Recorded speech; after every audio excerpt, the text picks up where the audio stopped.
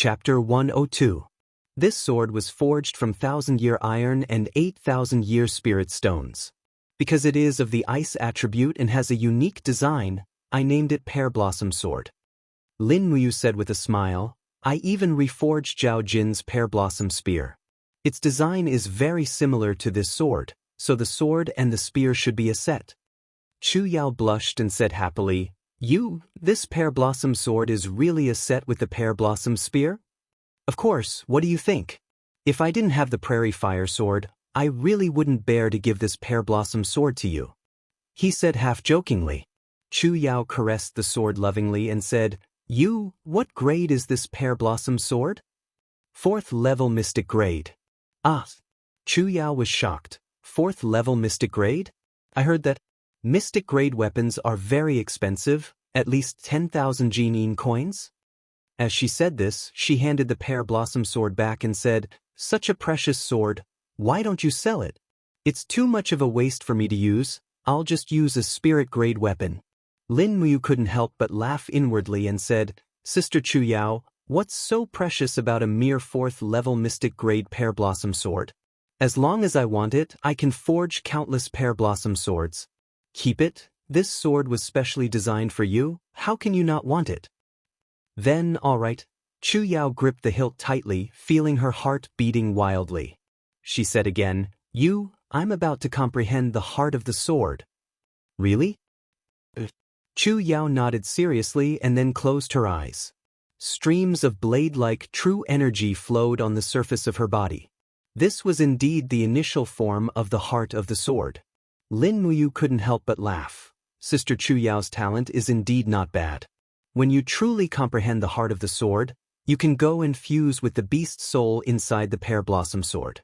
When you complete this step, I'll teach you the 4-elemental sword kinesis. Yes, all right.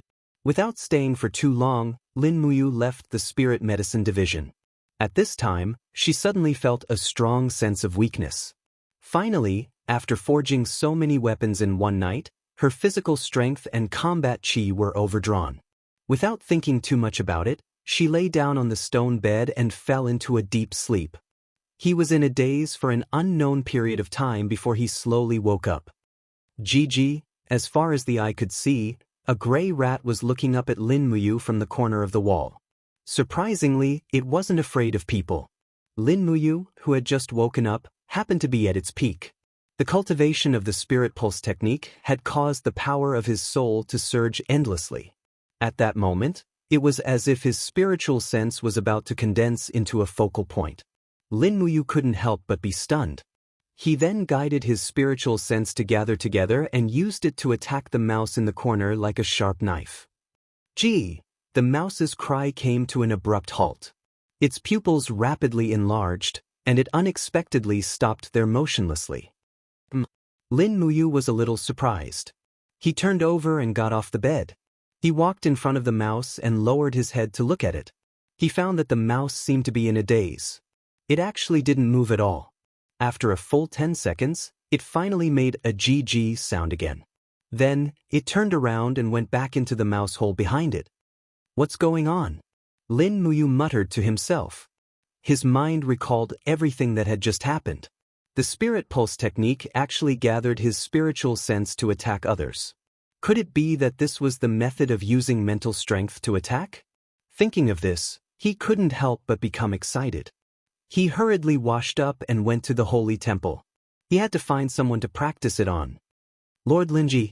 Zhang Wei walked over with a saber in his hand. He said with a smile, You woke up so early.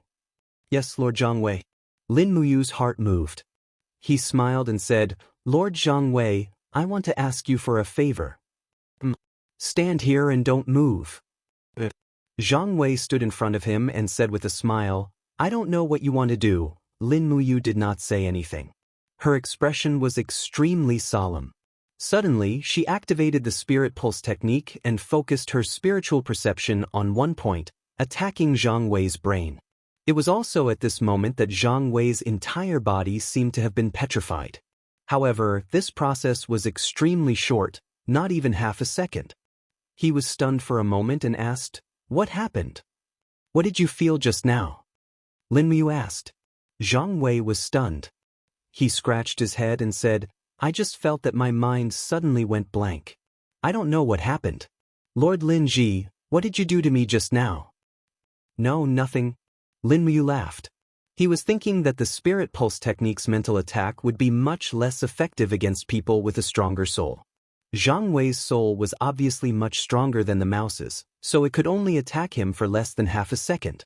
It seemed that there was still a long way to go before the spirit pulse technique could be used in actual combat. Early in the morning, Gu Yang took the scroll and started to announce the pairs for the morning training. But after he finished, he didn't call out Lin Muyu and Zhang Wei's names. Zhang Wei couldn't help but ask, Deacon Gu Yang, did you forget about me and Lord Lin Ji? Gu Yang laughed. No, although this old man is old, I still won't forget the two of you. Lin Ji, Zhang Wei, the two of you will go out for a mission this morning. Lin Muyu was stunned. After entering the temple, other than the daily training, there weren't many missions. This was the first time. So she asked, What mission, Grandpa Gu Yang? Gu Yang stroked his beard and laughed. Simple. The two of you will bring 50 temple guards to the Ministry of War's military warehouse to collect the weapons, rations and salaries for the next 3 months. Yes. After exiting the training hall, there was already a group of guards waiting outside. The so-called temple guards were the soldiers who carried out the mission of guarding the temple. These soldiers didn't belong to the temple directly, but they lived in the temple all year round to serve as instructors and sparring partners. Currently, there were more than 200 temple guards in the temple, which was considered a military force. Sir, the carriage is ready. This is the Grand Deacon's approval. A guard walked up and handed Lei Hong's approval to Lin Muyu. It was as if he had tacitly agreed that Lin Muyu was the leader of the group and not Zhang Wei. However, Zhang Wei wasn't angry. He knew that he had acted rashly, and Lin Muyu was more suitable to carry out this mission. Let's go, lead the way. Yes. Leaping onto the horse, the group left the temple in a grandiose manner. Lin Muyu and Zhang Wei were both wearing the temple's battle robes, giving off a heroic aura. As the group walked along Tongtian Street, they attracted a lot of attention. The military warehouse was to the north of the imperial city. When the group from temple arrived, they discovered that it was filled with people. Other than the temple, there were also many soldiers waiting to distribute the rations. Outside of the military warehouse, there were people shouting and horses neighing. Rows of heavy cavalry galloped past, creating a chaotic scene. Lin Muyu frowned and said, What do we do now? This subordinate will go in hand in the document. A temple guard said. Good. Outside the military warehouse was a temporary camp. The temple guard rode his horse away, and not long after he entered the camp, he returned with a face full of anger and shame, and the document in his hand was still tightly gripped. What's wrong? Lin Muyu asked. The temple guard said angrily, That bastard military officer is purposely making things difficult for us. He wants us to queue up a little longer, and the temple's army needs to wait for the God Might Battalion to finish distributing the rations. On what basis? Zhang Wei's temper flared up, and he said angrily, The God Might Battalion is the private army of the Divine Marquis residents. They should not be receiving rations from the imperial capital, and they actually arranged for them to be in front of the temple. Don't the Ministry of War know that there are no restrictions on the temple's rations? The guard said in a low voice, Master Zhang Wei, it must be because the temple did not give them any benefits. That's why they are purposely making things difficult for us. Preposterous. Zhang Wei raised his blade and charged into the military warehouse. Lin Muyu did not even have time to stop him, and hurriedly said, Men, follow me. Yes. He hurriedly led dozens of temple guards and chased after Zhang Wei, but when Lin Muyu arrived at the front of the tent, he heard a bang, and immediately saw a person flying out from the tent, spitting out blood, and his chest was covered in flames. It was obviously caused by Zhang Wei's fiery soul fist. Voila! Zhang Wei quickly stepped out of the tent, his fists were surrounded by the power of his martial spirit, and he said in a low voice, You dog official, if we don't give you gold, you dare to make things difficult for the temple? The military officer looked like a rat, and hurriedly shouted, Murder, murder, the temple's instructor is going to commit murder in broad daylight. You still dare to howl? Zhang Wei raised his fist and was about to hit him, but Lin Muyu hurriedly got off the horse and blocked Zhang Wei's fist, and said, "Calm down, Zhang Wei. This despicable person, I will teach him a lesson today." Zhang Wei's explosive temper was completely out of control, and he angrily scolded, "Why does the Divine Might Battalion have to collect their military supplies before the temple? It is obvious that we came first. What is the Divine Might Battalion? What right do they have to be so arrogant?" At this time, a cold voice suddenly came from the right. "Yo, the temple's Gold Star instructor Zhang Wei, your fists are indeed explosive, but your temper is even more explosive. You really don't know your place." Lin Muyu looked over, and when he saw a group of soldiers from the God Might Battalion marching over aggressively under the leadership of a general, he already knew that things were not looking good. Walking forward quickly, Lin Muyu cupped his fists and said, "Sir, Temple's Lin Ji apologizes to you here." Lin Ji? The person who came was a middle-aged military officer around the age of 30, his eyes were reserved, and his steps were steady. He was obviously an expert. The corner of his mouth curled up and he said, "You are the Lin Ji who crippled Zhao Kuang's arm? How awe-inspiring." Lin Muyu replied coldly, "Sir, Zhang Wei did not mean to offend you. Since the Divine Might Battalion wants to collect their supplies first, then you guys can go first." The man suddenly laughed out loud. "You put it so nicely, you beat up the military officer. Are you trying to walk away? Then what do you want?" Lin Muyu's gaze was cold. He suddenly pulled out the prairie fire sword and said indifferently, "Temple has fewer people, but that does not mean that they are afraid of you." The 1,000-man commander of the Divine Might Battalion was not someone who was easy to deal with. He pulled out the sword by his waist and bellowed, "Men, go and seize the weapons of the temple's army." Chapter 103. Dang dang dang. The group of steel guards from the God Prestige Battalion pulled out their swords and sabers. Each of them had a fierce look on their faces. Many of them had already released their martial spirits.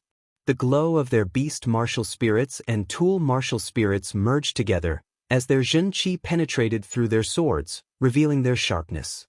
Zhang Wei unsheathed the sword on his waist, and his fire bear martial spirit roared, causing his cloak to flutter. Waves of wind swept out in all directions.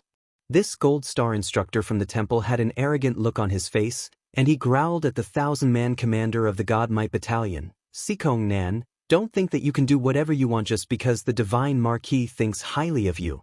Don't forget, the temple has special permission from His Majesty to have priority in obtaining military equipment." Sikong Nan laughed out loud. The shadow of a purple longsword appeared on the blade of his sword. It was his martial soul. It was surging with power, and the blade was surrounded by a thick layer of battle energy. Lin Muyu remained silent. She looked at Sikong Nan and the increasing number of soldiers from the Divine Might Battalion. Sikong Nan was the strongest in this group. He was at the first sky of the Heaven Realm. The rest were 2/3 sky of the Earth Realm Battle Saints. Behind them were dozens of second sky of the Earth Realm Battle Venerables. Although this was only the tip of the iceberg of the Divine Marquis Zheng Yifan's strength, it was still enough to make people speechless. More than half of the soldiers had martial souls, and dozens of them had reached the Earth Realm. It was no wonder that the 5,000 soldiers from the Divine Might Battalion could withstand the 30,000 soldiers of the Imperial Army. "Seize their weapons for me!" Sikong Nan let out a fierce roar, and the Do Chi on his blade became more and more intense. Dang! At the moment when the swords were drawn, Lin Muyu suddenly pulled out the burning prairie sword. Infusing her battle energy, the fire dragon sword spirit let out a low roar. The flames turned into a wave of heat that blew out in all directions. In an instant, the Divine Might Battalion soldiers at the front were forced to take a few steps back. They couldn't even withstand the impact of Lin Muyu's aura. "We are from the Divine Temple. Whoever dares to seize our weapons, come and try. If you want to seize the weapons of the Divine Temple, you will have to step over my dead body first." Lin Muyu's gaze was cold. The indigo martial spirit gourd emerged from her body and formed a protective barrier around the sacred hall battle robe. Sikong Nan sneered, "Lin Ji, you still dare to show your measly 10th grade martial spirit? Aren't you afraid that others will laugh their heads off? Men, disarm them by force." A group of soldiers from the Divine Might Battalion rushed over, each of them wielding a long sword in their hands. Their martial souls howled, and in the next moment, more than 10 beams of sword chi turned into rays of light as they shot towards Lin Fan. Courting death! Zhang Wei roared, and his sword swept out with the flame force of the fire bear martial soul. Zhang Wei, don't kill them! Lin Muyu shouted in a low voice, and at the same time, she raised her dou qi to strengthen the protective barrier. In the next moment, countless beams of sword qi shot out from the gourd's walls. Streaks of sword qi flew around like bullets, and at the same time, Sikong Nan's long sword had already struck out like a poisonous snake. With a tpang sound, it pierced a hole in the black tortoise shell. Dou qi continuously surged towards the protective barrier, and Lin Muyu almost instantly repaired the black tortoise shell. At the same time, she leaped up, raised the burning prairie sword, and slashed towards Sikong Nan's neck. Umph! Sikong Nan snorted coldly, and his long sword blocked the burning prairie sword's attack. However, at this moment, Lin Muyu suddenly released her hand, and the burning prairie sword pierced towards Sikong Nan from a strange angle. This move was too fast and accurate, and Sikong Nan was caught off guard. Pang! The protective barrier formed by dou qi suddenly collapsed, and Sikong Nan retreated a few steps. A trace of surprise flashed across his eyes, but his reaction speed was extremely fast. The edge of his sword abruptly collided upwards, and with a ding sound, the burning prairie sword was knocked away. Sikong Nan's body flashed, and the long sword carried a blood-red glow as it slashed towards the area between Lin Muyu's neck. This was a killing blow. This sword was astonishingly fast, but Lin Muyu's speed was even faster. A starlight flashed under her feet, and the falling star steps was activated in an instant. At the same time that Sikong Nan's sword missed, he saw Lin Muyu raise her arm and punch into the distance. Pang! The demonic sonic fist, which carried the glow of dou qi, pierced through the crowd and forced 3 soldiers of the God Might Battalion to retreat. However, Lin Muyu clearly didn't want to kill anyone here, so she didn't directly use the demonic sonic fist to attack their vitals. Otherwise, none of them would have been able to dodge it. The demonic sonic fist wrapped around her right fist, and with a flick of her left hand, the burning prairie sword in the air transformed into a beam of fiery light and shot towards Sikong Nan. Amidst the deafening sound of the sword clashing, Sikong Nan retreated several steps. At this moment, his heart was extremely shaken, and he thought to himself, what kind of divine being is this kid? He can actually do 2 things at the same time. The fiery spiral of dou qi is so domineering that it actually caused my arms to go numb. What a freak! On the side, Zhang Wei's sword skills were unrestrained. In addition to the attacks of Lin Muyu and the Templar Knights, close to 100 soldiers of the God Might Battalion had been injured, and more than 20 Templar Knights had been injured. The green brick floor of the quartermaster's quarters was already stained with blood. The crowd was getting more and more ferocious. Just when it looked like someone was about to die, a thunderous roar suddenly came from outside. All of you, stop. What? A beam of golden light shot out, carrying with it a biting cold qi. It was the god-binding chains. Not good. Sikong Nan hurriedly turned around, but the god-binding chains were already in front of him. He hurriedly raised his long sword horizontally to block, but was forced to retreat a few steps. Blood had already spilled out from the corner of his mouth, but he did not get angry. Instead, his expression became respectful, and he shouted loudly, all of you, stop. Lin Muyu also signaled for the people of the Templar Knights to stop. Zhang Wei revealed a resentful expression. He had not fought enough. At this moment, Qin Lei galloped over on his horse. He carried the thunder-split blade, and behind him was a group of Imperial Guards. His face was ashen as he dismounted from his horse. He looked at the people of the God Might Battalion and the Templar Knights, and said coldly, what exactly is going on? Sikong Nan cupped his fists and said respectfully, Commander Qin, the Golden Star instructor of the Templar Knights, Zhang Wei, acted recklessly in the quartermaster's quarters, and actually injured the quartermaster. I went up to reason things out, but he actually wanted to beat me up as well. Qin Lei looked at him with a fierce gaze and said, Zhang Wei is only at the 3rd level of the Earth realm. Would he dare to beat you, who is at the heaven realm?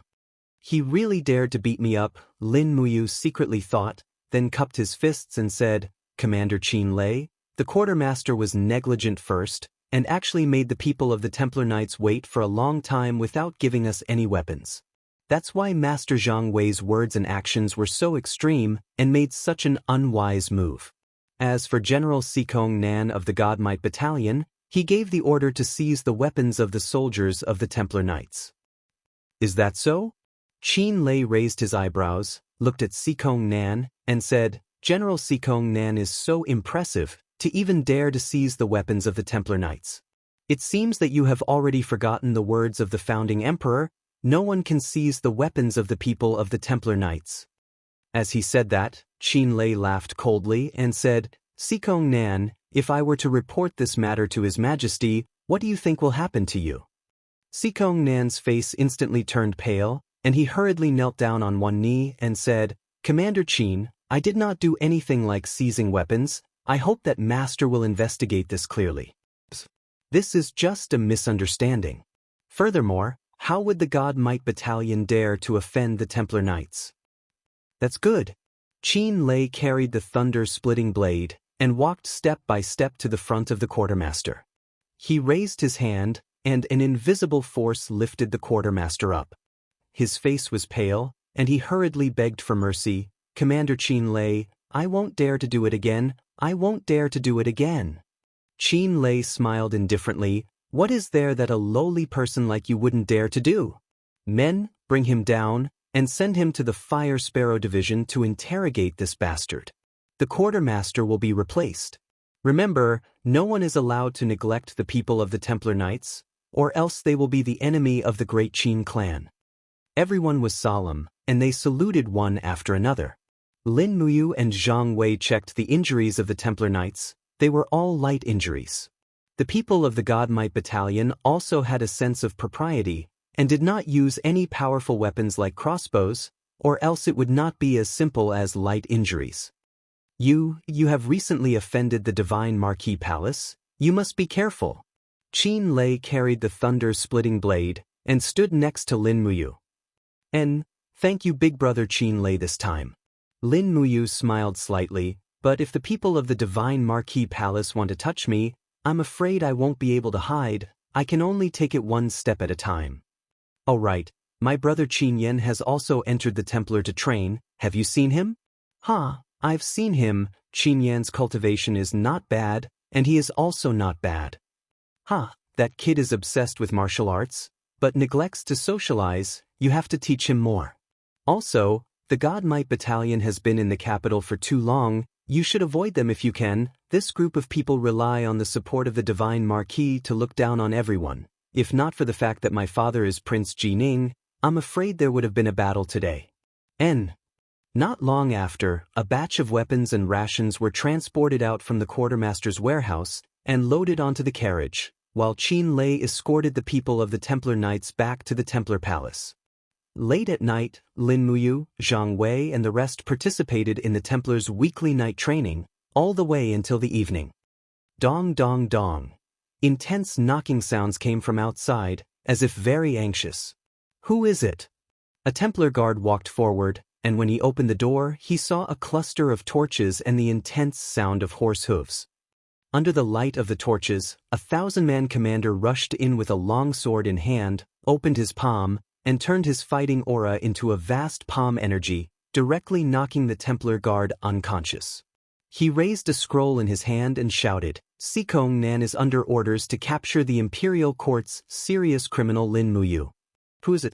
Zhang Wei walked out of the inner hall with a long sword in hand, followed by a few instructors and a group of Templar guards. Sikong Nan, what are you doing? When he saw Sikong Nan's face under the torches, Zhang Wei could not restrain his anger. Sikong Nan shook the scroll in his hand and said, The God Might Battalion investigated openly and secretly, and confirmed that the Golden Star sparring Master Lin Ji is the Lin Muyu who killed Silver Fir City's city guard. The evidence is irrefutable, and we are here to arrest him. You dare? Zhang Wei growled, his martial soul already emerging from his body. Sikong Nan's face was ashen, and he said indifferently, "Archers." Behind him, hundreds of archers drew their bows in unison, the sharp arrowheads glinting coldly under the light of the torches. Chapter 104. Heavy Shields. Zhang Wei bellowed. Immediately, dozens of temple guards raised their heavy shields in front of them. Xikongnan laughed coldly, "Fire!" Xiu xiu xiu. Rays of cold light flew in the hall and landed on the shields. At the same time, a few temple guards were hit by the arrows and fell to the ground. Fresh blood instantly flowed on the stone floor. Zhang Wei flew to the front of the shield formation and with a shout, he threw his long blade. Pooh! 2 archers were instantly pierced through and nailed to the door of the temple guards. Zhang Wei! Xikongnan bellowed and flew over with his sword. Battle chi shone on his armor. With a slight twist of his arm, he slashed out several times. Zhang Wei, on the other hand, was almost empty-handed. He could only use the fiery soul fist to block the blade. After one round, his arms were already covered in wounds. After all, the difference in strength was too great. One was at the earth realm, and the other was at the heaven realm. Pooh! The archers of the God Might Battalion were too accurate. Zhang Wei's arm was hit by an arrow in the blink of an eye, adding another injury to his injury. He was struck by Xikongnan's sword and fell back onto the shield wall. It was a tragic sight. At this time, a figure flew over from the inner hall. An indigo light illuminated the surroundings. In a rage, Lin Muyu threw her demon noise blade to save Zhang Wei. The demon noise blade screeched in the night sky and slashed towards Xikongnan's neck. This was a fatal blow. As a heaven realm superhuman, Xikongnan's senses were extraordinary. Before the demonic sound saber even arrived, he already sensed the fierce glare. He quickly lowered his head, and with a clang, a large piece of the iron helmet on his head was cut off. Lin Muyu sprinted over, using falling star steps to stand in front of the temple guards. She opened her palm and condensed the walls of a gourd, deflecting the incoming arrows with a dang dang dang sound. At the same time, she raised her right palm lightly, lightning crackling between her 5 fingers, while the burning prairie sword spun rapidly 2 meters away from her, emitting intense flames. Go! The thunder force sent the attack of the fire sword straight forward. Xikongnan knew how powerful it was and hurriedly retreated. His battle boots stepped on the limestone floor and spun rapidly, almost dodging the attack of the spiraling break. The burning prairie sword flew past his chest armor, and the biting cold chi actually shattered the armor on his chest. With a pung sound, it exploded into the group of archers behind him. In an instant, 3 people had already died. You! Xikongnan maintained his dodging posture, both his hands leaning back against the ground. His face was ashen. Lin Muyu, you audacious bastard. The sound of galloping horses could be heard from outside. In the next moment, over 100 Divine Might Battalion cavalrymen had already charged into the Holy Palace. Each of them was wielding a 3-meter-long spear, and many of them even had the power of their martial souls on their spears. Seeing this, Zhang Wei hurriedly said, Lord Lin Ji, be careful. The Divine Might Battalion's black armored cavalry is known as the world's #1 cavalryman. Lin Muyu also knew the pros and cons, but he had no other choice. If he dodged, then the group of Holy Palace guards and instructors behind him would become the targets of the Divine Might Battalion's slaughter. Furthermore, Xikongnan had brought the so-called evidence here, so he must have made thorough preparations. If the Holy Palace guards and instructors were killed, they would die in vain. They would definitely be accused of shielding a serious criminal. Buzz, buzz, buzz. The walls of the gourd swayed slowly around him, and the demonic noise blade continued to spin rapidly in the air. Lin Muyu grabbed the burning prairie sword that was spinning back towards him, and gripped it with both hands as he charged forward. In front of him, dozens of cavalrymen charged forward. The moment they got close, they all stabbed their spears into the walls of the gourd. The weight of the several hundred kilograms of war horses and cavalrymen, coupled with their high speed, brought about a powerful impact. Bam bam bam. The outer layer of the mystic tortoise shell was quickly broken through. Lin Muyu sidestepped and stabbed the burning prairie sword into the body of one of the cavalrymen. With a turn of his body, his dou qi surged, and he slashed another cavalryman off his horse. However, his back was still pierced by another spear. What was even more ridiculous was that one of the cavalrymen and his horse directly rammed into Lin Muyu. Bam! The dull impact caused Lin Muyu to fall back to the ground. He raised his head, and another two cold lights pierced towards him. The protective dou qi around his body instantly collapsed, and he had no time to react. He quickly raised his hand and shouted, "Entanglement of roots!" Green vines rose from the green stone floor and wrapped around the hooves of the cavalrymen, forcing them to trample on each other. However, it was of no use. Endless cavalrymen continued to charge in from the outside. "We are here to capture the serious criminal, Lin Muyu. You may kill him on the spot," Sikong Nen shouted from the back of the crowd. It seemed like he also knew that it was almost impossible to capture Lin Muyu alive. He knew that he was no match for them, but he had no choice but to fight. Lin Muyu forcefully activated his dou qi and steeled his heart. Suddenly, he bent his body slightly, and a blood-red energy surged around his right fist. Right at the moment the dozen cavalrymen of the God Might Battalion charged towards him, he suddenly punched out. Chaos of all lives. Ping! The sounds of explosions did not stop. The dozen cavalrymen were either dead or heavily injured. Even the war horses were whining and falling to the ground. "No, it can't be." Zhang Wei and the group of instructors watched with their mouths agape. They all knew how strong the God Might Battalion's cavalrymen were. To think that Lin Muyu was able to kill so many cavalrymen with a single strike. This was a realm that only a Saint Realm cultivator could reach. At this point, Lin Muyu was already riddled with wounds. His left arm was pierced by 2 arrows, and his shoulder was riddled with 7 to 8 spear wounds. These attacks had pierced through his skin and muscles, but did not reach his bones. After all, the Dragon Forging Remnant Scroll had already forged his bones to be as indestructible as the bones of a dragon. He was no longer as weak as before.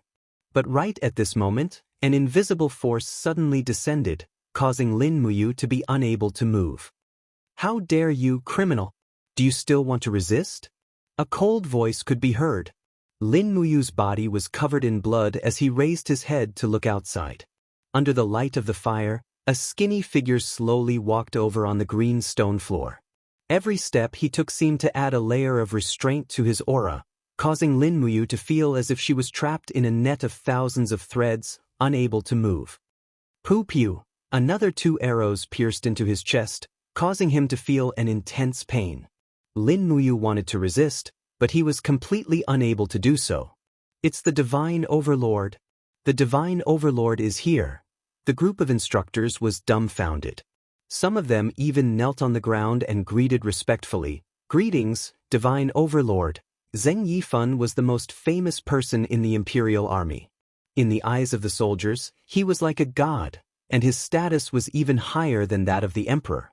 Zhang Wei clenched his fists and rushed forward despite his injuries. He stood in front of Lin Muyu and looked at Zheng Yifan with a burning gaze. "Divine Overlord, let's talk this out. Lord Lin Ji is definitely not a criminal." Zheng Yifan smiled faintly. "Zhang Wei, how do you know he's not a criminal?" This question stumped Zhang Wei, causing him to freeze on the spot. "Guards." Zheng Yifan's voice was extremely calm. "Put the beast-binding shackles on Lin Muyu." A few soldiers from the Divine Might Battalion walked forward and used a strange-looking chain to bind Lin Muyu's arms and legs, making it even more impossible for her to move. "Take her away." Zheng Yifan flicked his sleeves and was about to leave. But right at this moment, another powerful aura spread out. Lei Hong slowly walked out from the inner hall, his voice loud and clear. "Brother Zheng, how long has it been since we last met? You came to the sacred hall and left without even saying a word?" Zheng Yifan turned around and smiled.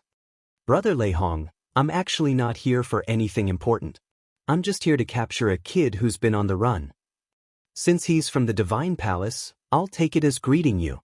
"Brother Zheng, are you saying that this Lin Ji is Lin Muyu?" Lei Hong smiled. "Even if he is, it's not that big of a deal. It's just that Lin Muyu is someone entrusted to the Divine Palace by Princess Shi of the Seven Seas Tang sect.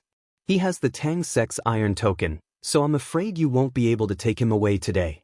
Is that so? Zheng Yifan looked at Rui Hum and didn't make any movements. However, the blue stone bricks under his feet exploded one after another. A monstrous and invisible aura spread out in the surroundings and headed straight for Rui Hum. Bang! An invisible wave of air exploded in front of Lei Hong. Lei Hong's beard swayed slightly. He put his hands behind his back and looked at Zheng Yifan with a smile. His own aura also spread out rapidly. The two Sacred Realm experts were fighting with their domains. Everyone was dumbfounded. The group of instructors was dumbfounded. They knew that Divine Marquis Zheng Yifan was well versed in the art of war and was the Empire's god of war. But they didn't know that Zheng Yifan was so strong that he could even compete with the Lord of the Divine Palace, Lei Hong. Disperse! Rui Hum suddenly shouted. Zhang Wei immediately seized the opportunity to grab Lin Muyu's rope and dragged him into the inner hall. Meanwhile, the soldiers of the Divine Might Battalion behind Zheng Yifan also dispersed. No one wanted to be caught in the crossfire. Pa pa pa!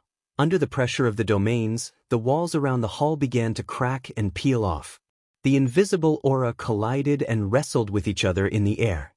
It was as if thousands of soldiers and horses were charging at each other. The water in the pond jumped up and the laws of space in the hall were distorted by the confrontation between the two experts. Bang! There was a loud noise and the airflow rushed to the surroundings. Zheng Yifan's body trembled slightly. He said with a livid face, "Brother Lei Hong's cultivation has improved again." Lei Hong's face turned even paler. He said indifferently, "Brother Zheng really hid his strength well." At this moment, an unusual noise came from outside. A man in a white robe rushed in with a long saber in his hand. His face was full of anxiety. It was none other than Feng Jixing. Grand Deacon. When he saw Lei Hong's complexion, he felt a chill in his heart. He had never seen Lei Hong so weak before. Zheng Yifan said coldly, "Commander Feng Jixing, what business do you have here?" Feng Jixing cupped his fists and said, "Divine Marquis, the letter from Yu from Silver Fir City and the conclusive evidence collected by Chu Huaying of the Imperial Guard showed that Hua Tian's death was self-inflicted. His Majesty has already pardoned Lin Muyu. This is the pardon written by His Majesty himself." Zheng Yifan didn't even look at it. He turned around and said, "General Feng is really capable." Chapter 105. Watching as Zheng Yifan led the God Might Battalion soldiers away, Feng Jixing heaved a sigh of relief and turned to ask, "Grand Deacon, are you all right?" Lei Hong's complexion was extremely pale. He suddenly spat out a mouthful of blood, and the gray hair on his head instantly turned even whiter. "Grand Deacon!" Zhang Wei and the others rushed over. Lin Muyu also broke free from the beast-binding chains and held onto Lei Hong's arm. "Grandpa Lei Hong, are you all right?" Lei Hong's expression was gloomy. "Everyone thinks that the Empire's two sanctuary masters are me and Chu Chu. I'm afraid. The Empire's most powerful sanctuary master is already Zheng Yifan." Feng Jixing asked, "Is Zheng Yifan really that strong?" Lei Hong nodded, and then smiled at Lin Muyu. Since His Majesty has pardoned you and Chu Yao, then you can finally use your real identity to establish yourself in the Divine Sanctum and the Imperial Capital." Lin Muyu nodded, "Yes. Thank you Grandpa Lei Hong, and thank you Big Brother Feng." Feng Jixing continued to nod. "I'm afraid this may not be a good thing. How about I go see His Majesty, and ask His Majesty to bestow you the identity of a royal guard. This way the Divine Marquis residents will have to think twice before doing anything to you. What do you think?" "Can I?" Lin Muyu did not refuse. Lei Hong shook his head. "No, Yu is our Divine Sanctum's rising star. How can we just hand him over to the royal guards? No, I won't agree no matter what." Feng Jixing could not help but smile. Grand Deacon is really stubborn. Not long after, a group of medical officers from the Elixir Department came to treat the Divine Sanctum's injured people, and in the end, Chu Yao also came. When she saw the heavily injured Lin Muyu, her eyes turned red. "What happened?" she asked as she helped Lin Muyu clean her wounds. Lin Muyu sat on the stone block of the sacred hall. She grimaced in pain and said with a smile, "Sister Chu Yao, we don't have to hide anymore. His Majesty has pardoned our crimes." "Oh really?" Chu Yao revealed a cheerful smile, but she was a little unhappy as she said, You're always fighting and killing. Look at yourself, how many scars are there on your body? Promise me that you won't fight so much in the future, okay? And, as long as people don't offend me, I won't offend them. All right." On the side, Zhang Wei, who was being treated by another elixir department medical officer, looked at the two of them with a dubious expression. He said with a smile, "Sire Lin Muyu is really lucky with women. He actually has such a beautiful medical officer treating his wounds, and they look so compatible." Chu Yao's pretty face immediately flushed red. She glared at Zhang Wei and said, "You're still so arrogant after such a serious injury. I think there's no need to apply medicine." Zhang Wei repeatedly begged for mercy. "Please don't. If I don't apply medicine, my wounds will probably become inflamed and rot." I'll teach you to keep your mouth shut," Chu Yao said with a smile. Zhang Wei was immediately enchanted. He said, "Sire Lin Muyu, if I had such a good sister, I would definitely take her as my wife. How could I let someone else have such a beautiful sister?" Chu Yao's face turned even redder. "You're still talking too much." Lin Muyu sat at the side and looked at Chu Yao's bashful beauty. He was a little tempted, but he knew that he didn't belong to this world and might have to leave. If he couldn't take Chu Yao with him, then why bother messing with her heart? However, this silly boy probably didn't know that the beauty's heart was already messed up. They only rested for the night. Their injuries were too serious, so they could only lie down and cultivate the dragon-forging bone remnant scroll and the spirit vein technique. Lying on the bed and looking at the starry sky above the secret room, Lin Muyu's eyes widened. The spiritual energy of the spirit vein technique rippled outwards. The spirit vein technique was indeed very magical. An attack that gathered spiritual energy could attack the enemy's soul, but it also required concentration. Thus, the moment Zheng Yifan stepped into the Holy Palace, Lin Muyu tried to attack him with the spirit vein technique. Unfortunately, it failed. Zheng Yifan's soul was stronger than his, and so was his domain. Using the spirit vein technique to fight against such an expert would require a higher cultivation. Moreover, today's battle allowed Lin Muyu to truly understand the power of the sacred region. A heavenly realm expert challenging a sacred region expert was no different from courting death. Once the opponent's domain was activated, a heavenly realm expert would be unable to move at all. There was no chance of winning. But how far away was the sacred region? No one knew. Ever since Lin Muyu stepped into the first tier of the heavenly realm, she had been stuck at level 60. Cultivation was not easy, and there were bottlenecks everywhere. As a result, Feng Jixing, Qin Lei, and the others were stuck at the first tier of the heavenly realm, unable to break through. Experts like these could be found everywhere. Lei Hong, Chu Chu, and the others had also been stuck at the first tier of the sacred region for more than 10 years. Late at night, Zhe Tian Palace. A beautiful palace maid was sitting gracefully on a white jade bed. Beside her was an exquisite drawing board. The celestial emperor, Qin Jin, was waving his brush and sketching a beautiful woman's expression and face on the white paper. Although Qin Jin was the great emperor, he was also known as the divine hand by the world. He was a master of calligraphy and paintings.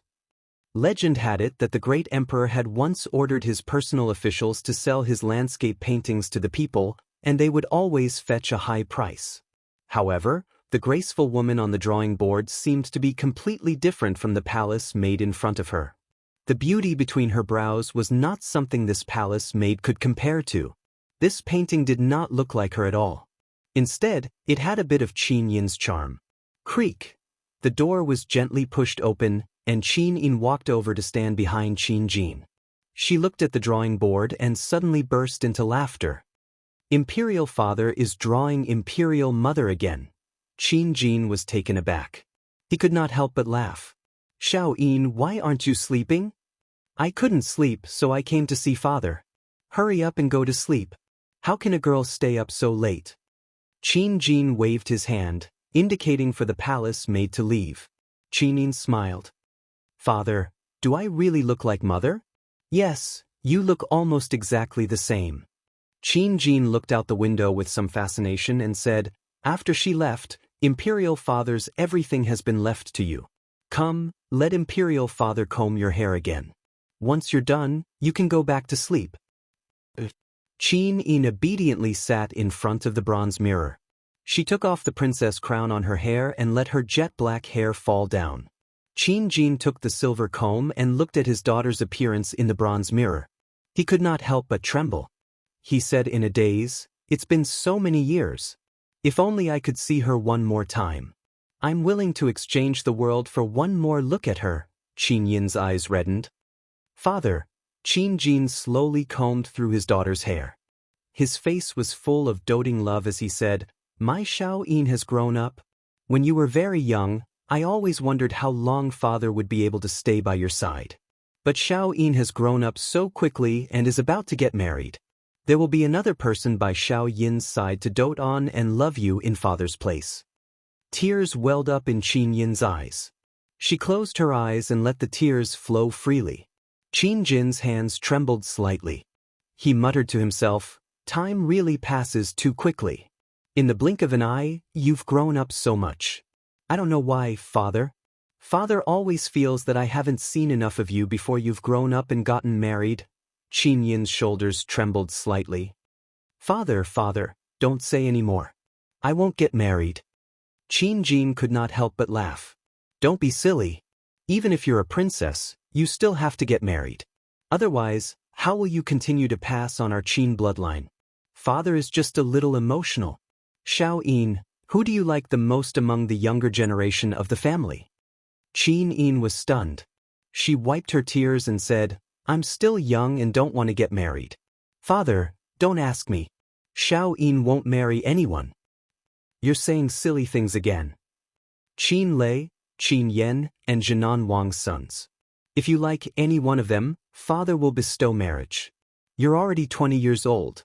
When your mother was 20, she would have already married me and become my empress. I'm not getting married. Let's wait a few more years."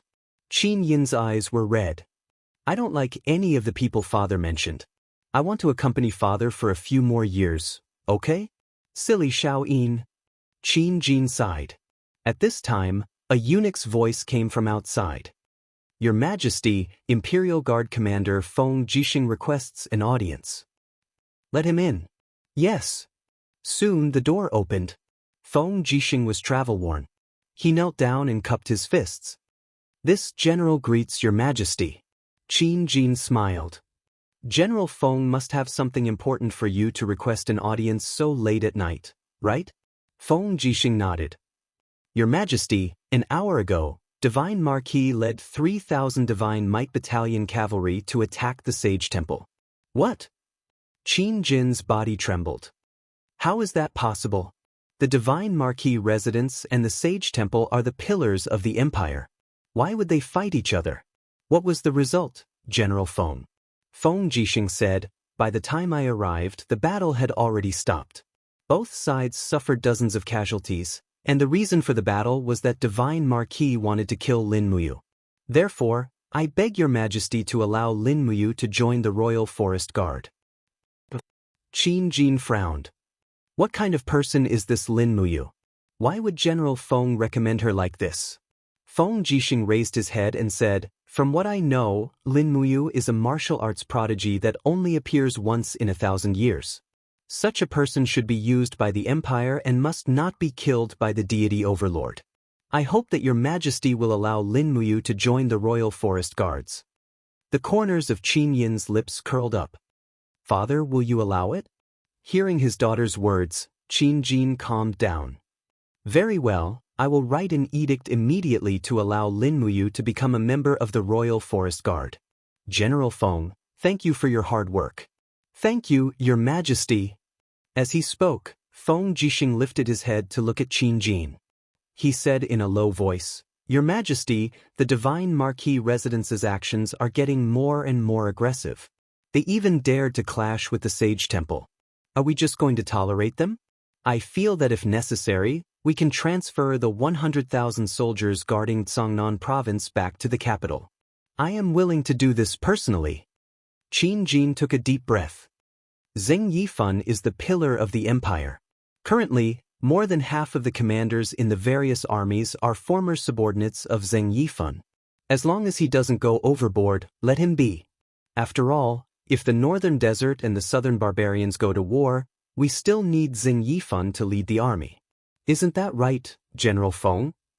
But Feng Jixing's eyebrows were tightly knitted together. There are no buts. General Feng, rest early. Come and get the edict tomorrow morning. Yes, Your Majesty. He turned and left the Zetian Hall. The starlight shone on Feng Jixing's pure white cloak. He pressed his hand on the hilt of his sword and looked up at the sky in silence. Then he walked alone on the stone path of the hall. Under the starlight, his lonely figure looked somewhat lonely. Chapter 106. The next day, Gu Yang and Lei Hong sat opposite each other in the tea pavilion of the Holy Temple. They held a cup of tea presented by Ling Nan and closed their eyes to savor the aroma of the tea. Lei Hong sat cross-legged on the opposite side, a faint dou qi enshrouding his body. The battle with Zheng Yifan had caused him serious injuries, and he was still channeling his dou qi to heal himself. How is it? Gu Yang opened his eyes and asked. Lei Hong opened his eyes slowly and said, My internal injuries have basically healed. The medicine from the spiritual medicine department is very effective, but the hidden injuries in my meridians have not been completely healed. I miscalculated. The last time I fought with Zheng Yifan was more than 10 years ago. He was merely a first-level Heaven Realm martial artist back then. I didn't expect him to have cultivated into the holy domain in these 10 years. Moreover, Zheng Yifan's ice soul tactics has become even more powerful. Gu Yang smiled slightly. Don't worry. We were caught off guard last time. We'll be better prepared next time. I've already applied for 200 archers from the Imperial Army to be appointed as Holy Temple Guards. Even if Zheng Yifan comes again, his ice soul tactics may not be able to withstand thousands of arrows, right? Yes, that's the only way. At this moment, a Holy Temple Guard passed through the green vine-filled corridor and said respectfully, Great Deacon, General Qin Lei, the commander of the Imperial Army from the Zetian Temple, requests an audience. Qin Lei? Lei Hong was startled and said, Invite him in. Yes. Not long after, Qin Lei, dressed in a white robe, entered the hall with a few Imperial guards. He cupped his fists and smiled, Junior Qin Lei greets Great Deacon Lei Hong. Lei Hong stood up and said with a smile, General Qin Lei has come to visit. I wonder what's the matter? It's about Lady Lin Muyu. Oh. Lei Hong squinted his eyes. What happened to you? Qin Lei touched the back of his head and smiled awkwardly. His Majesty has already spoken to allow Lin Muyu to join the Imperial Army as a member of the Holy Temple and become one of the 200 Imperial Guards. This is His Majesty's handwritten decree. What? Lei Hong was so angry that his beard flew up. He smashed the tea table beside him with one palm and glared, This is too much. Did His Majesty ask for my opinion? Ayu is the most outstanding talent among the younger generation of the temple. I have high hopes for him, so why should the royal army hand him over to them just because they want to? No, Lei Hong, will never allow you to become a member of the Imperial Guard. Qin Lei grinned and became even more embarrassed. He cupped his fists and said respectfully, Grand Deacon, please don't be angry. Actually, His Majesty has also considered that you are not willing to let you leave the Holy Temple, so His Majesty has said that you cannot leave the Holy Temple and at the same time hold the position of a royal guard.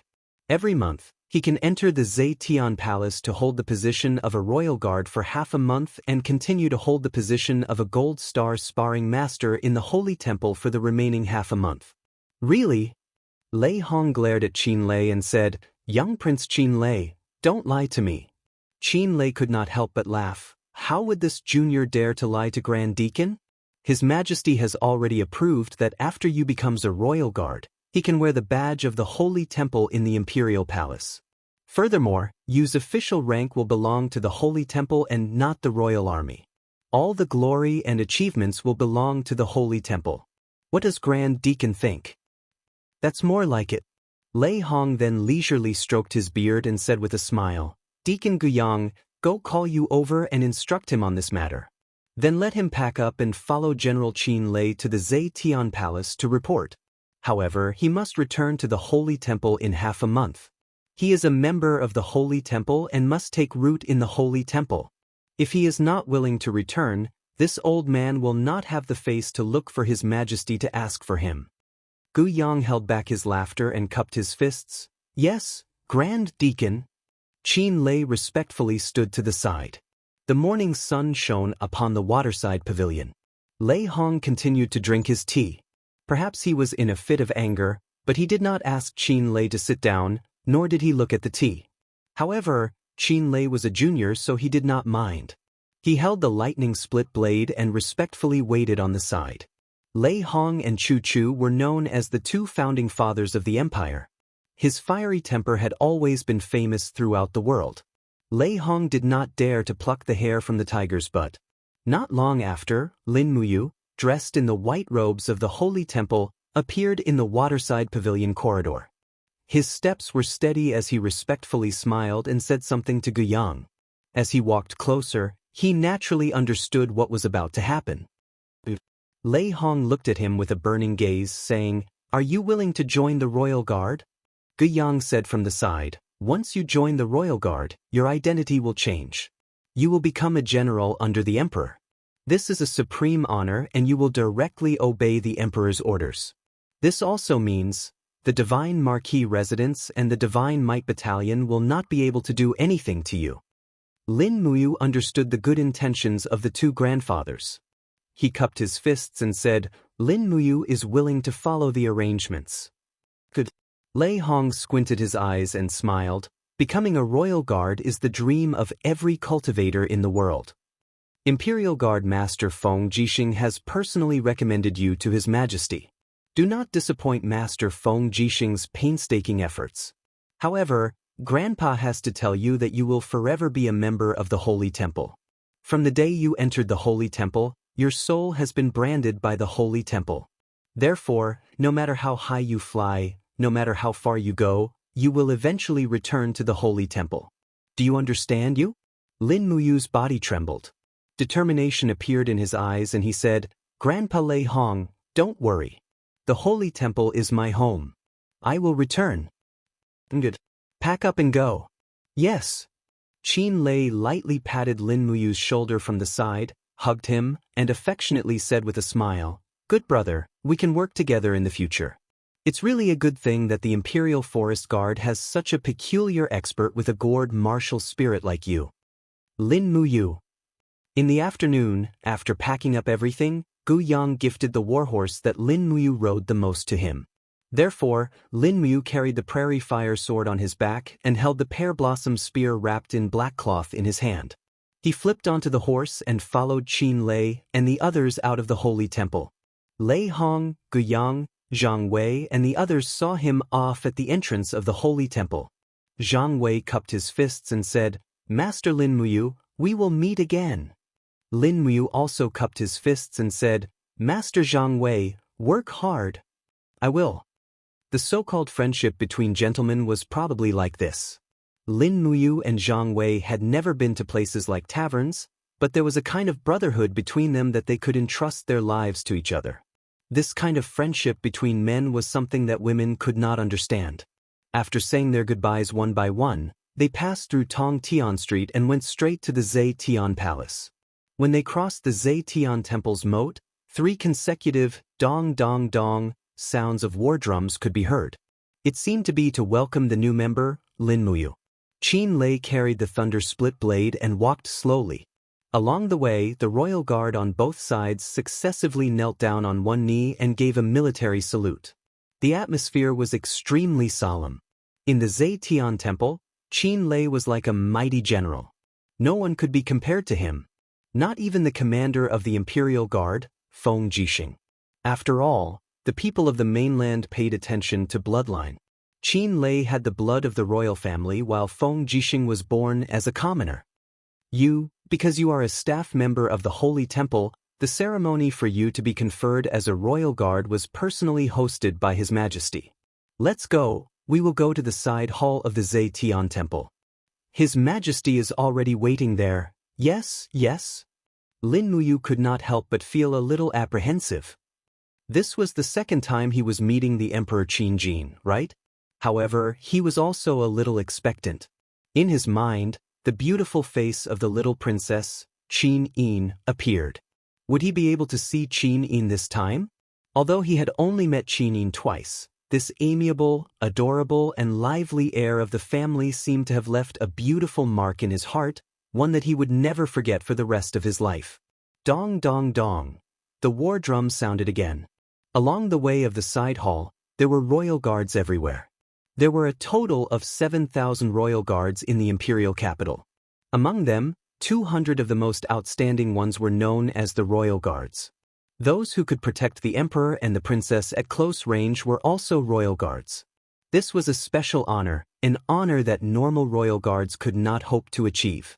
Although Lin Muyu came from another world and the world in his heart was much bigger than the people here, he was also much more unrestrained. However, at this moment, looking at the endless palace pavilions and buildings and the scene of guards in the forest, he was still shocked. This world seemed to be a deep quagmire that kept twisting and twisting, sucking him in and making him sink deep into it. Qin Lei walked at the front, the white cloak behind him swaying. There was a golden-purple flower embroidered on it. This was the symbol of the white-robed royal guards. The outstanding ones among the 200 royal guards were known as the white-robed royal guards. There were only a few of them in the entire empire. In the main hall of the side hall, the emperor, Qin Jin, sat on the dragon throne in an imposing manner. He looked at the group of generals and royal guards below him with a calm gaze. Lin Muyu had already seen Feng Jixing wherever he looked. Big brother Feng Jixing's expression was very serious. The moment their eyes met, he grinned, causing Lin Muyu's anxious heart to calm down a lot.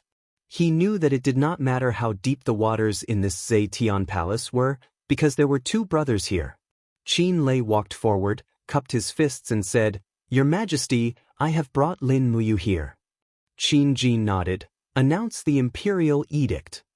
The eunuch at the side walked forward, unfolded a golden scroll and said in a clear voice, "Lin Muyu, commoner, gold star sparring master of the divine temple, cultivation of the first level of the heaven state.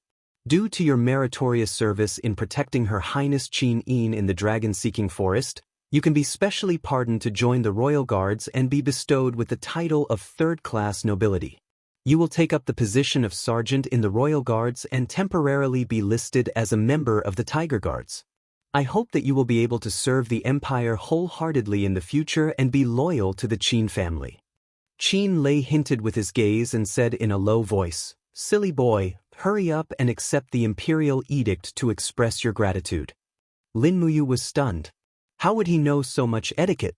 He walked forward and received the imperial edict. Then he gave an empire's military salute to Qin Jin, who was on the throne, and said respectfully, "Lin Muyu swears to be loyal to the family and will never betray it." Logically speaking, after becoming a royal guard, one should have done 9 bows, but Lin Muyu did not do so. Instead, he bowed to the emperor in the manner of a soldier.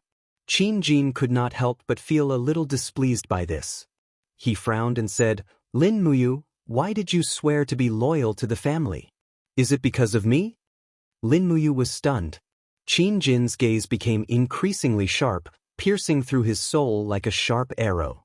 He said, "Tell me the truth. Don't lie. What is the reason for you swearing loyalty to the Qin family?" Lin Muyu raised his head to look at Qin Jin. Their gazes met, and he did not back down. After a few seconds, he said calmly, "I am willing to swear loyalty to the family for Her Highness Qin Yin."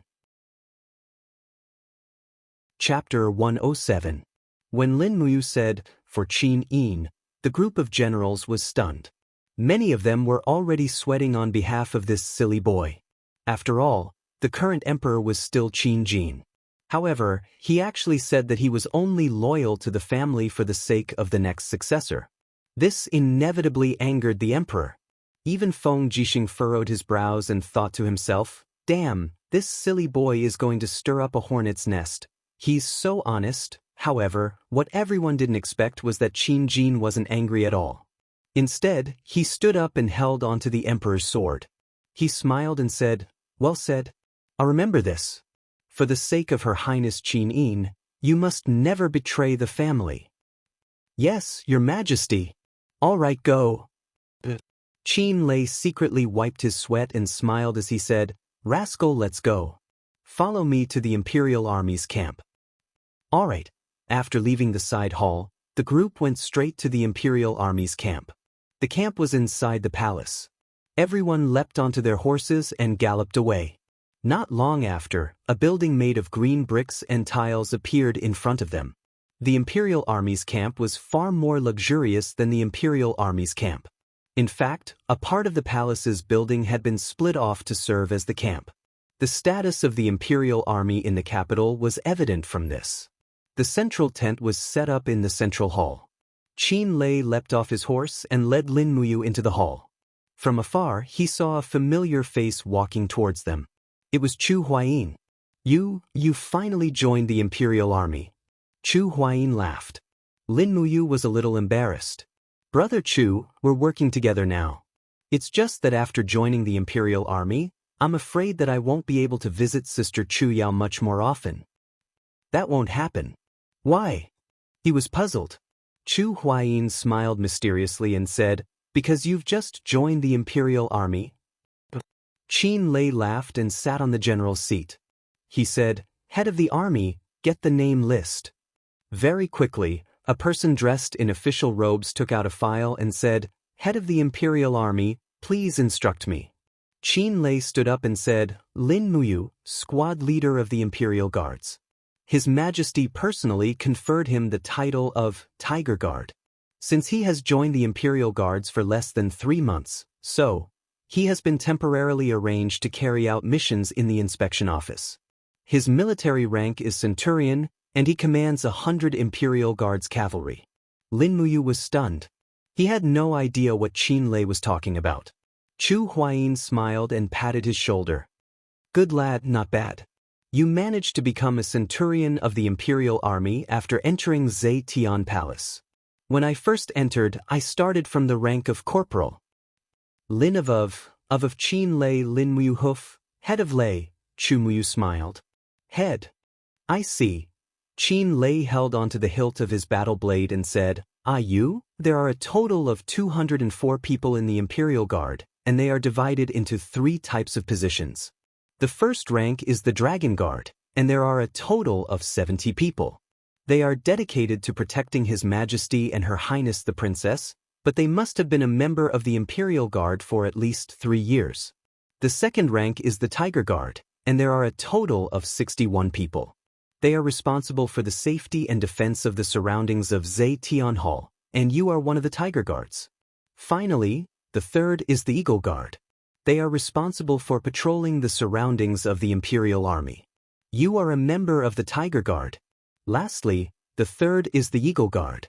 They are responsible for patrolling the surroundings of the Imperial Army and protecting the safety of the Imperial City. As for the inspection office, it's actually just an external department. It's responsible for patrolling the perimeter of the Zhe Tian Hall and the defense of Tongtian Street every day. It's not a big deal, just maintaining public order. This is the only way to become a Dragon Guard. Look, Feng Jixing and I started out as Tiger Guards." Lin Muyu couldn't help but laugh. He cupped his fists and said, "Yes, I understand." "That's good." Qin Lei sat down again and looked at the files on the table. He then raised his head and said, "Chu Huayin, bring you to report to the inspection office. Help him collect 3 sets of armor for the Imperial Army while you are at it." "Yes, General." Chu Huayin bowed respectfully.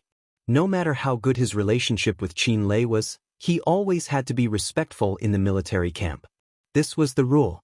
The military officers sent over 3 sets of armor. They were all the attire of the Imperial Army. However, Lin Muyu had special permission. Thus, he could only wear the Holy Temple's battle robe in the Imperial Palace. "Come, put this on." Chu Huaying was like an elder brother as he personally embedded 2 military insignia on the collar of his armor. It was a silver military insignia with the image of a mighty tiger's head. It represented the Tiger Guard, and behind it were 3 silver stars. This was also the standard insignia of a centurion of the empire. At this moment, Lin Muyu was already considered a mid-level general in the army. "Let's go." Chu Huaying mounted his horse and looked at him meaningfully with a smile. He said, "However, you must be very careful. The supervisor of the inspection office is Sir Bai Fan. You must be very careful when carrying out missions in the inspection office. You must not provoke Sir Bai Fan.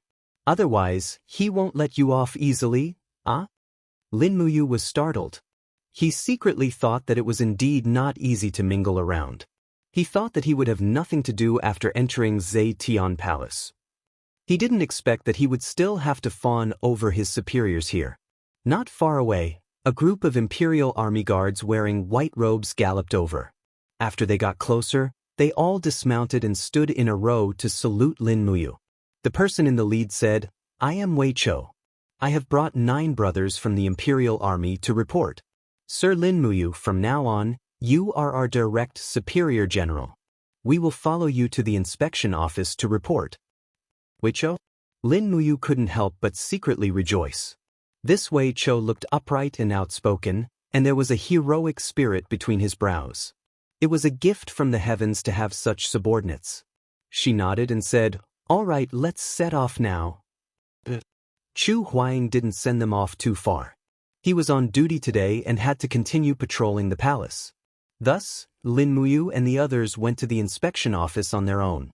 The sound of horse hooves reverberated throughout the imperial city. At the outermost area of the Zetian Palace, there was a group of buildings that appeared to be of a simple and unadorned style. They looked exceptionally majestic, and there were 3 large words written on a horizontal board: Inspection Division. Lin Muyu held a document in her hand and led 10 Imperial Army guards in. She said to the guard, "The new Tiger Guard, Lin Muyu, has led 10 Imperial Army guards to await orders." A voice came from the hall. "So it's Lin Muyu who has graced the inspection office. Come in." "Yes." Lin Muyu lifted her battle robe and stepped over the high black threshold into the inspection office. She looked up and saw 2 rows of Imperial Army guards lined up on both sides with solemn expressions. At the end of the hall was a steel table, and a general with a long beard was sitting there. He looked up at Lin Muyu and said with a smile, "I've long heard of Lin Muyu's great name. It's an honor to see you with my own eyes today." Lin Muyu pays her respects to Lord Bai Fan. Lin Muyu was still very respectful. Bai Fan nodded and said, "Lin Muyu, our inspection office originally had a total of 5 teams. Including your team today, there will be 6 teams. Each team needs to carry out missions for 10 days every month. Your team will be responsible for patrolling Tongtian Street for the next 7 days. Do you understand?" "All right." Bai Fan suddenly smiled and said, "I heard that you once saved Her Highness Qin Yin in the dragon-seeking forest?" "Yes." "Heh." Bai Fan stood up and cupped his hands with a smile. "It seems that Lord Lin Muyu is the savior of the future crown prince. This humble Bai Fan greets you." Lin Muyu couldn't help but feel a bit disgusted. She frowned and said calmly, "You're too kind, Lord." "All right," Bai Fan said, "go to the camp and pick 100 Imperial Army soldiers to be your subordinates. The safety of Tongtian Street will be in your hands today, but you must remember that Gate 30 to 50 of Tongtian Street needs to be carefully patrolled. You must not disturb the order there, otherwise I will not let you off easily, even if you are Her Highness Savior." "Then yes."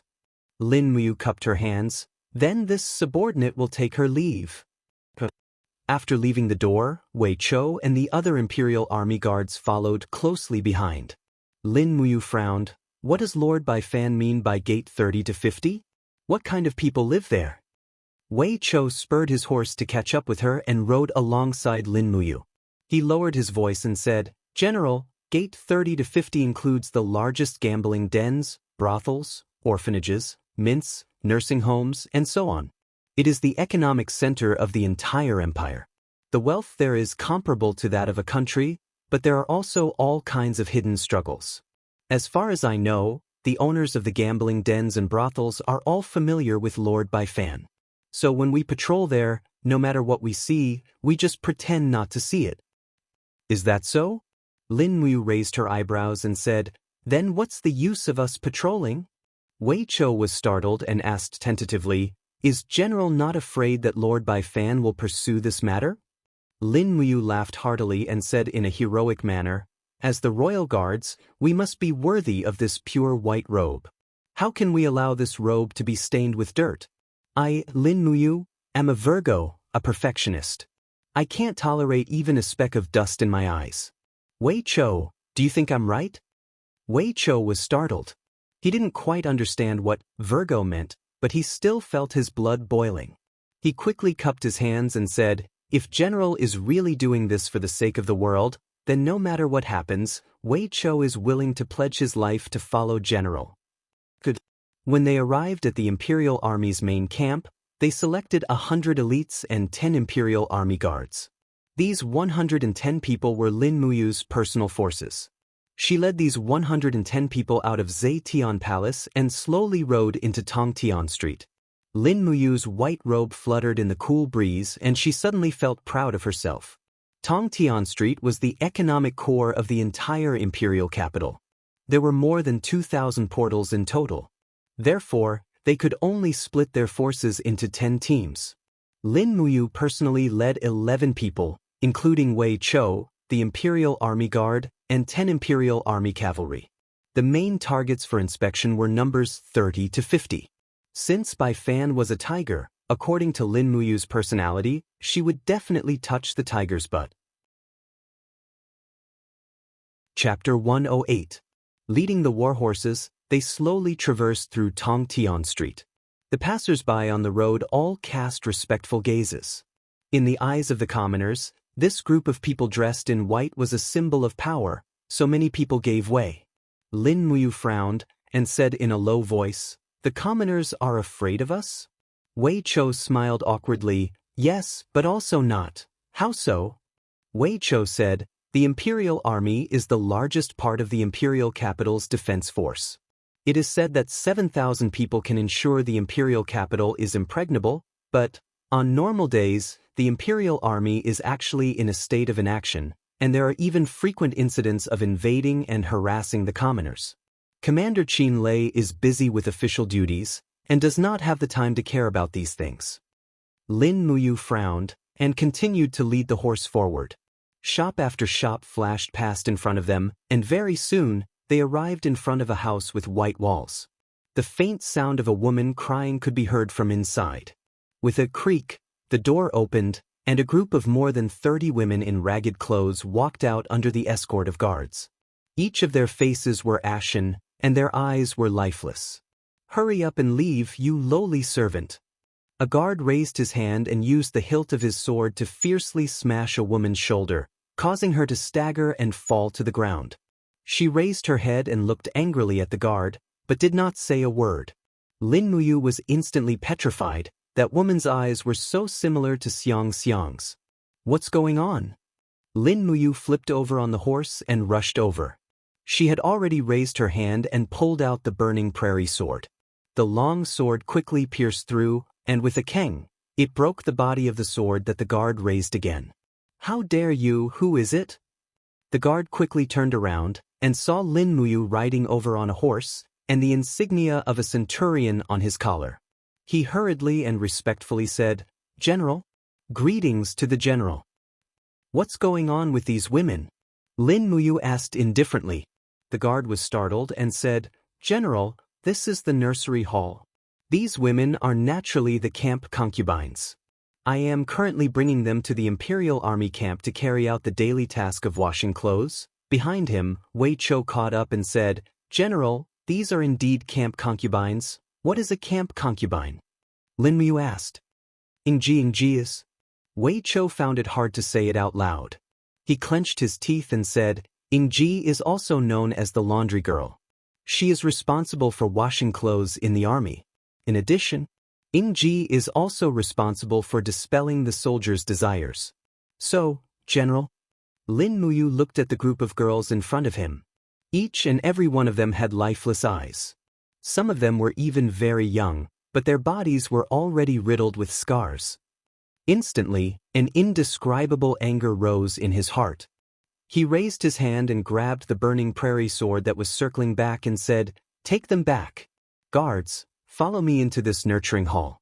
I want to see what this nurturing hall is exactly." "General?" Wei Chou hurriedly stopped him. "This rule has been passed down since the era of the god of war, Xiang Wenin. We can't break this rule." Lin Muyu's heart ached. She gritted her teeth and said, "Wei Chou, are you willing to see them continue to suffer? If you can't bear it, then follow me in." "Yes, General." 10 Imperial guards got on their horses and charged through the door of the nurturing hall. The dozens of guards inside the door didn't dare to resist when they saw the Imperial guards. They all stood there dumbstruck. This was a large courtyard. Not far away, the miserable cries of young girls could be heard. Lin Muyu spurred her horse forward and directly knocked open the door of a room in the corner. She saw a fat body wriggling on top of a young girl's body. "Who is it?" Fatty turned around with a ruthless expression and shouted, "How dare you spoil my plans? You're courting death." He didn't even look at who it was. He grabbed a saber from the side and rushed over. His martial spirit appeared on the saber. This person's martial arts attainment wasn't low. Although he was fat, he was very agile. Lin Muyu flipped off her horse. She gently extended her sword and sucked the opponent's long saber. She quickly turned and retreated, bringing Fatty out of the room.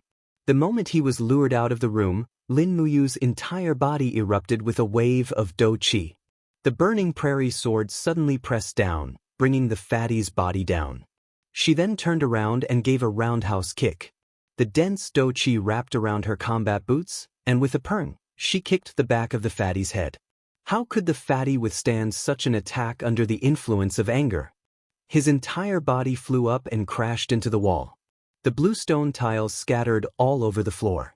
The fatty's protective Xinqi had completely shattered, and he had already fainted. The surrounding people stood there dumbfounded. Only a young guard muttered, "Lord Zhao's cultivation level is at the second firmament of the Earth realm. He was defeated in one strike. This Lord Imperial Guard is so powerful." Lin Muyu raised his head and looked into the room. The girl was sitting naked on the bed, crying in pain. He slowly walked back into the room. He raised his hand and pulled the white battle robe from behind him.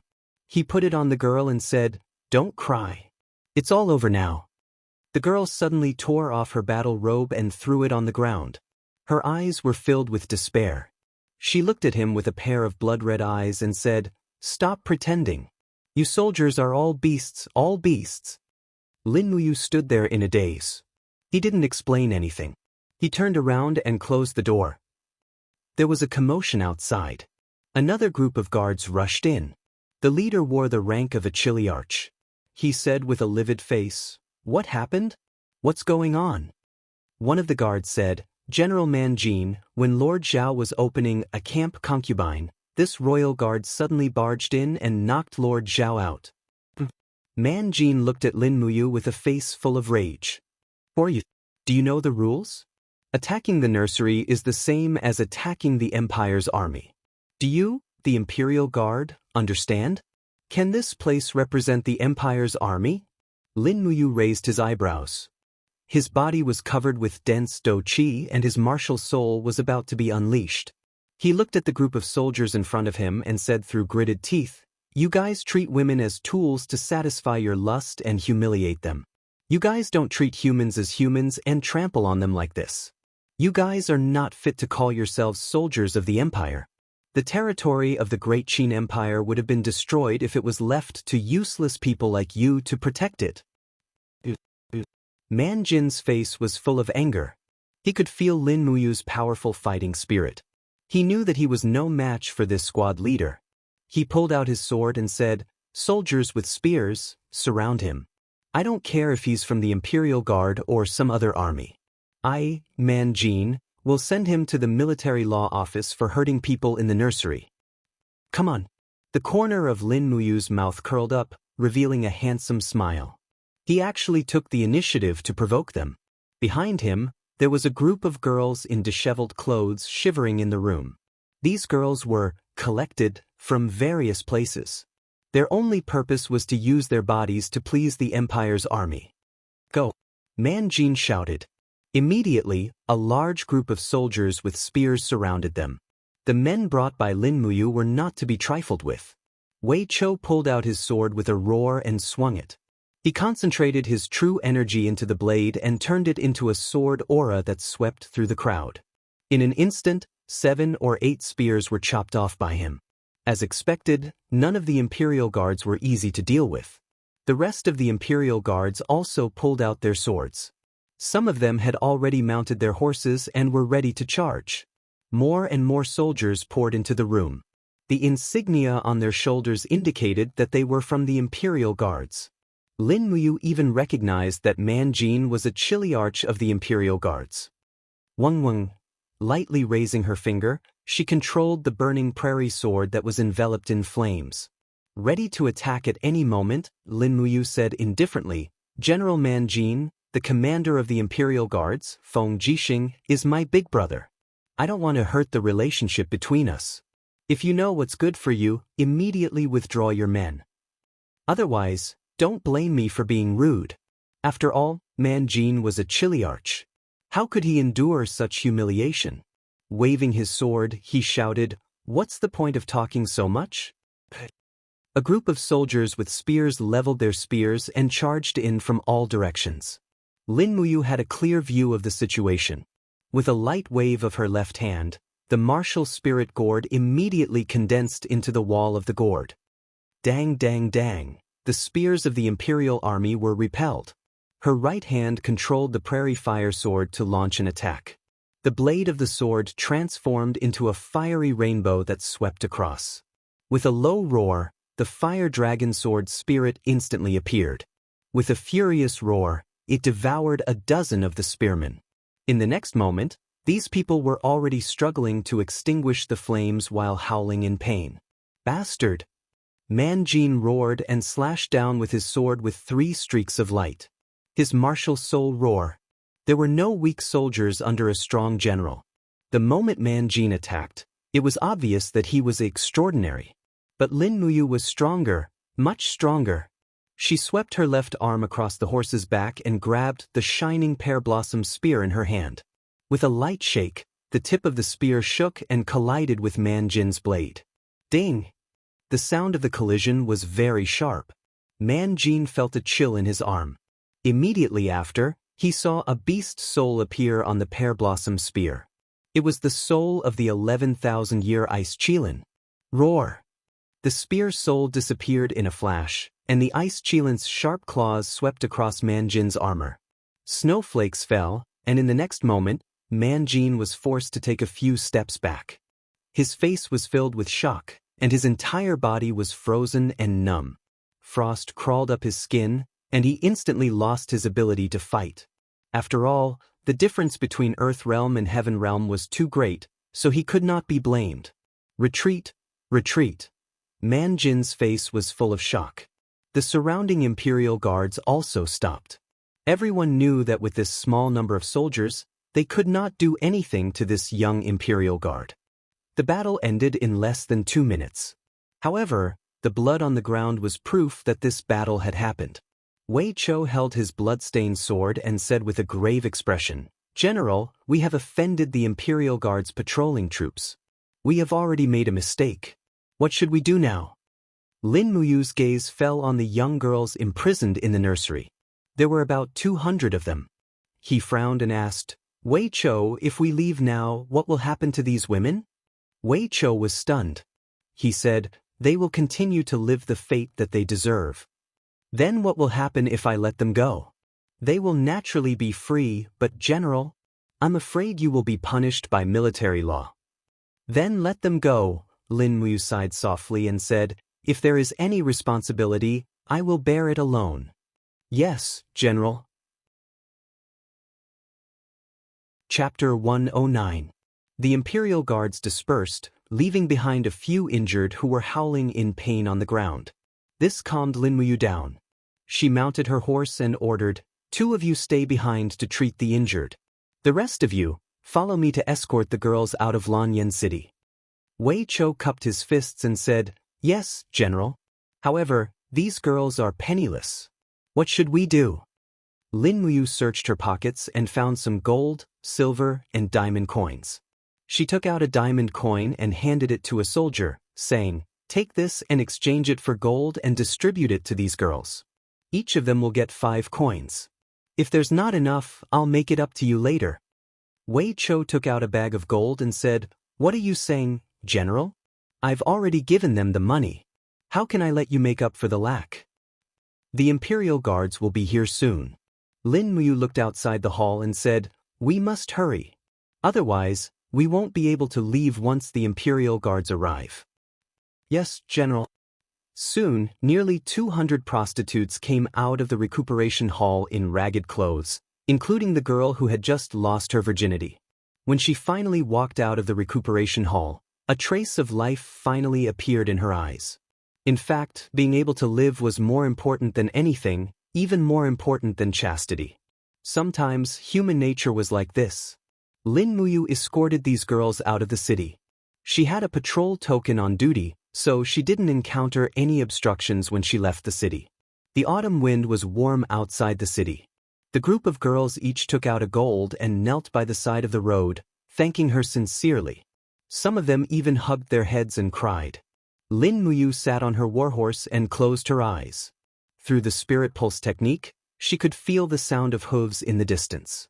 She pointed to the south and said, There's a village about 3 miles south. Go live there and don't come back. Thank you, sir, thank you.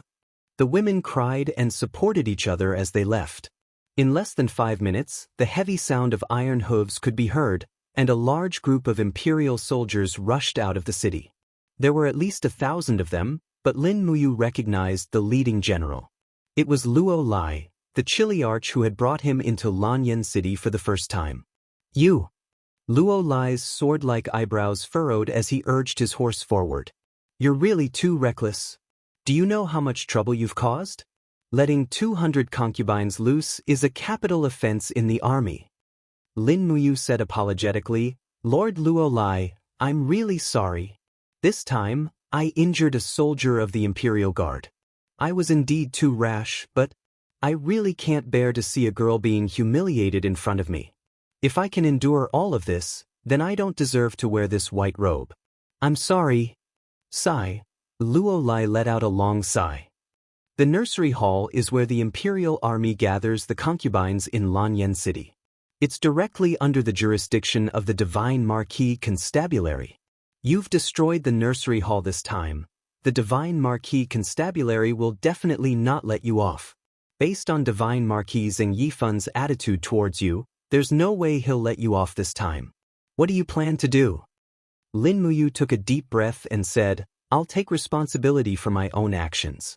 I'll go to Zetian Palace myself to see His Majesty and accept my punishment. Luo Lai nodded. We'll split into 2 groups. I'll leave 500 cavalrymen to escort you to Zetian Palace. You must be careful. Before you reach Zetian Palace, don't fall into the hands of the Divine Marquis Constabulary or the Military Police Battalion.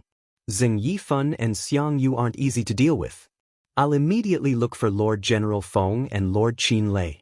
With their pleas, perhaps His Majesty will be lenient. Thank you, Lord Luo Lai. Let's go. The Imperial Guard will have to confiscate your weapons first. Is that all right? After handing over the Burning Prairie Sword and Pear Blossom Spear, Lin Muyu dismissed Wei Chou and the rest of the Imperial Guards and Imperial Guards, allowing them to return to the patrol station to hand in their orders. Wei Chou was extremely unwilling, but in the end, he could only leave indignantly and watch as Lin Muyu was escorted by a group of Imperial Guards to Zetian Palace. Skyspan Street was extremely lively. The commoners surrounded the 2 sides of the street and looked at the Imperial Guards formation from afar. They were pointing and discussing something. After traveling for a short distance, a troop of soldiers galloped over from afar. Their armor was bright, and there was a golden eagle insignia embedded on their chest plates. They were from the Military Police Battalion. The bloodbath spear in Xiang Yu's hand drooped down, suffused with a blood-red luster. He abruptly raised the spear and shouted in a low voice, "Audacious Lin Muyu, how dare you defy the Empire's military law and wreak havoc in the nursery hall? Men, arrest him and bring him back to the military police battalion." Lin Muyu's brows were tightly knitted. The Imperial Guard centurion cupped his fists and smiled. "This general greets Lord Xiangyu. Lin Muyu has already been arrested by this general. The Imperial Guard will escort him to Zetian Palace to await His Majesty's punishment. There's no need for Lord Xiangyu to worry." "Is that so?" Xiang Yu's arm trembled slightly, and raging flames surged onto the spear, transforming into a ferocious tiger martial soul. It was a first-grade martial soul, trampling fire tiger. His arm lowered slightly, and he urged his horse to gallop over. The bloodbath spear was covered in raging flames as he laughed. "There's no one Xiang Yu, can't capture if I want to." The Imperial Guard centurion was stunned, and he didn't even have the courage to draw his sword. Xiang Yu had long stepped into the second level of the heavenly stage, and was a heavenly king powerhouse. With such a huge disparity in strength, how could a mere centurion dare to fight with Xiang Yu? "Get out of my way." Lin Muyu abruptly urged her horse to knock the centurion away. She opened her palm, and the black tortoise shell and dragon scale wall instantly condensed, taking on Xiang Yu's determined attack head-on. The trampling fire tiger roared incessantly, and the bloodbath spear produced a whirling force, piercing through the black tortoise shell like an awl. Xiang Yu roared, and his tiger eyes were filled with rage. "Break for me!" Another loud sound, and the dragon scale wall was also pierced through, and the bloodbath spear pierced towards Lin Muyu's neck with a biting cold flame. What? At that critical moment, Lin Muyu dodged to the side, and the bloodbath spear left a bloody mark on his neck. He flipped off his horse, and with a quick stride, he arrived beside the swordsman lieutenant. He opened his palm slightly, and the prairie fire sword was unsheathed. As soon as he turned around, he saw the blazing bloodbath spear flying towards him like lightning. He had no time to dodge and could only use the prairie fire sword to block. Sparks flew everywhere. Xiang Yu's strength was just too strong, and he was sent flying backwards, crashing into a wall behind him. Struggle before death. Xiang Yu laughed coldly, and suddenly lifted his left arm. Flames swirled around his fist, and he roared, "Fire Cloud Fist." The whistling fist carried with it a monstrous power. Lin Muyu gritted his teeth, and hurriedly raised both his palms, instantly raising his do qi to the maximum, and the dragon scale wall plus black tortoise shell was formed once more. Bang! The flames formed a shockwave, pushing a group of Imperial Guards and military police back again and again. As for the citizens of Lanyan City who were watching from afar, they all covered their eyes and lowered their heads to avoid the impact of the shockwave. The person who felt the most uncomfortable was none other than Lin Muyu. Xiang Yu's punch was very strange, and the layers of flames rippled. Lin Muyu used his do qi to strengthen the walls of the gourd, and blocked 3 layers of the force. However, he didn't expect that there would be 3 more layers of force, each stronger than the one before. This was the marvel of the Fire Cloud mantra that Xiang Yu had cultivated for many years. Many experts had been defeated by this punch. Bang! The moment the walls of the gourd shattered, Xiang Yu's punch landed on Lin Muyu's chest armor, directly shattering the golden star insignia of the sacred temple's sparring master. Meanwhile, Lin Muyu concentrated the rest of his do qi on his chest to withstand this blow. Bang! He slammed into the wall, and terrifying cracks appeared on the brick wall behind him. Fortunately, he wasn't too seriously injured.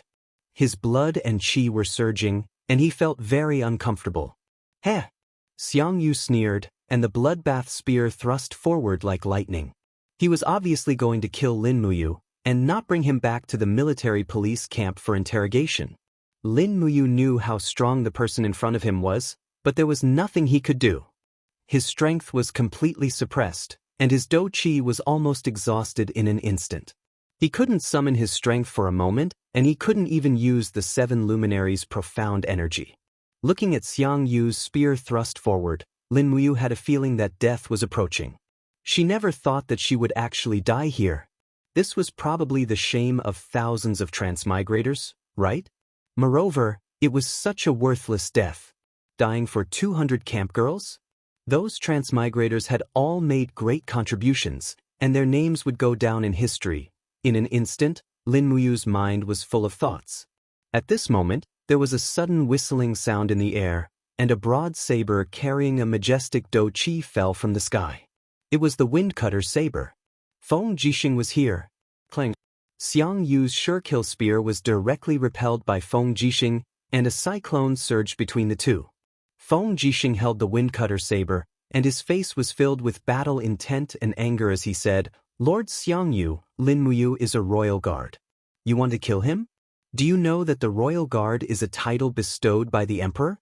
Do you have the qualifications to kill a royal guard?" Heh, Xiang Yu raised the corner of his mouth with some disdain. The fire cloud art on his arm surged as he said indifferently, "Feng Jixing, I know you have a personal relationship with Lin Muyu. If you want to help him, then come at me together. I, Xiang Yu, am unparalleled in the world. So what if I fight the two of you alone?" Feng Jixing said, "You really aren't willing to let Lin Muyu off today?" "That's right." Xiang Yu's eyes were filled with killing intent as he said, "He destroyed the nurturing hall and openly challenged the empire's military law. This is already equivalent to challenging the dignity of the god of war, Xiang Wenin. As Xiang Wentian's descendant, how can I allow such a person to live in this world?" Lightly swinging the Windcutter saber, Feng Jixing said indifferently, "Lord Xiang Yu, I, Feng Jixing, have always respected you as a hero. But if you insist on killing you today, then you'll have to step over my, Feng Jixing's, corpse." As he spoke, Feng Jixing raised his saber and shouted, "All Imperial Guards, listen up. This is a personal grudge between me and General Xiang Yu. None of you are allowed to make a move, even if I, Feng Jixing, die in battle." Xiang Yu sneered, "You're courting death. I've killed many Heavenly Realm powerhouses, but I've never killed an empire's commander. Then I'll start with you." Chapter 110. "You, do you still have strength?" Feng Jixing held the Windcutter and asked in a low voice. Lin Muyu was recovering and said in a low voice, "I still need a few more seconds to recover the flow of battle qi."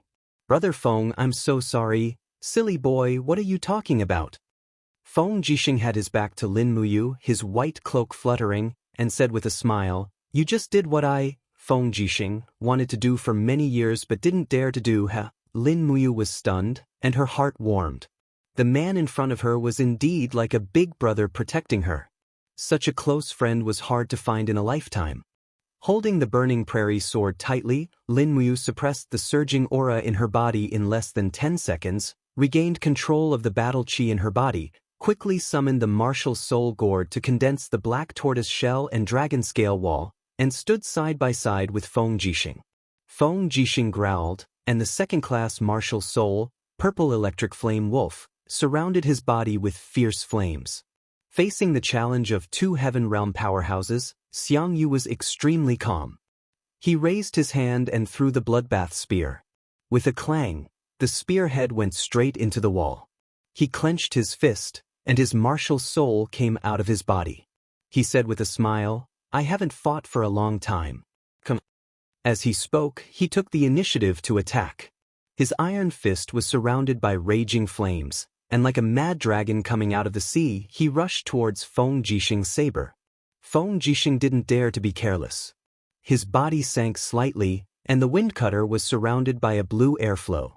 He suddenly turned around and slashed out a mighty blow. The first style of the Windcutter technique, Desert Gale.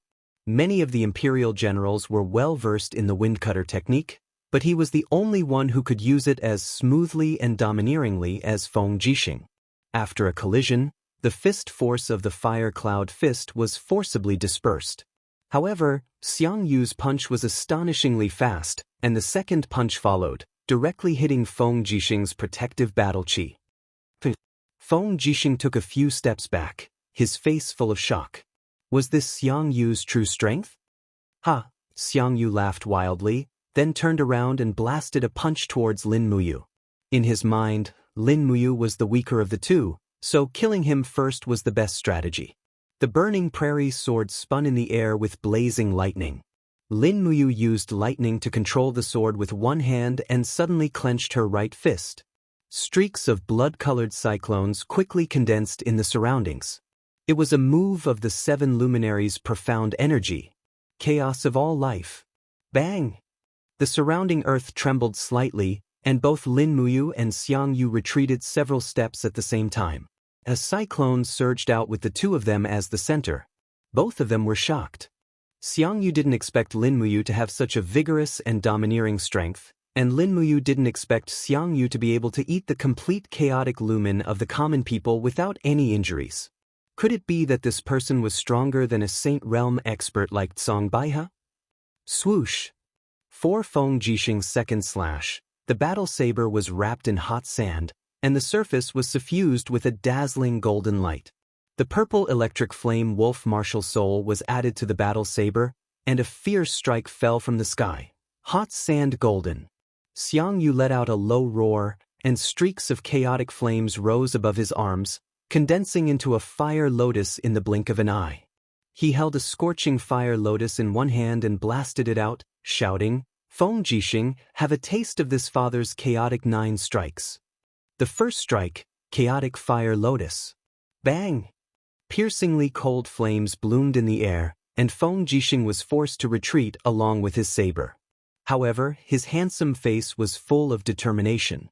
His battle chi soared in the air, and he raised his battle saber for the third slash. His body was wrapped in a violent wind, and the world suddenly darkened as if all the light was absorbed. This slash seemed to have become a storm, violent blade storm. The corner of Xiangyu's mouth curled up, and his body slightly bent. Chaotic energy gushed out from his palm, and his feet suddenly stomped on the ground, crushing countless bricks. Bang! He left the ground.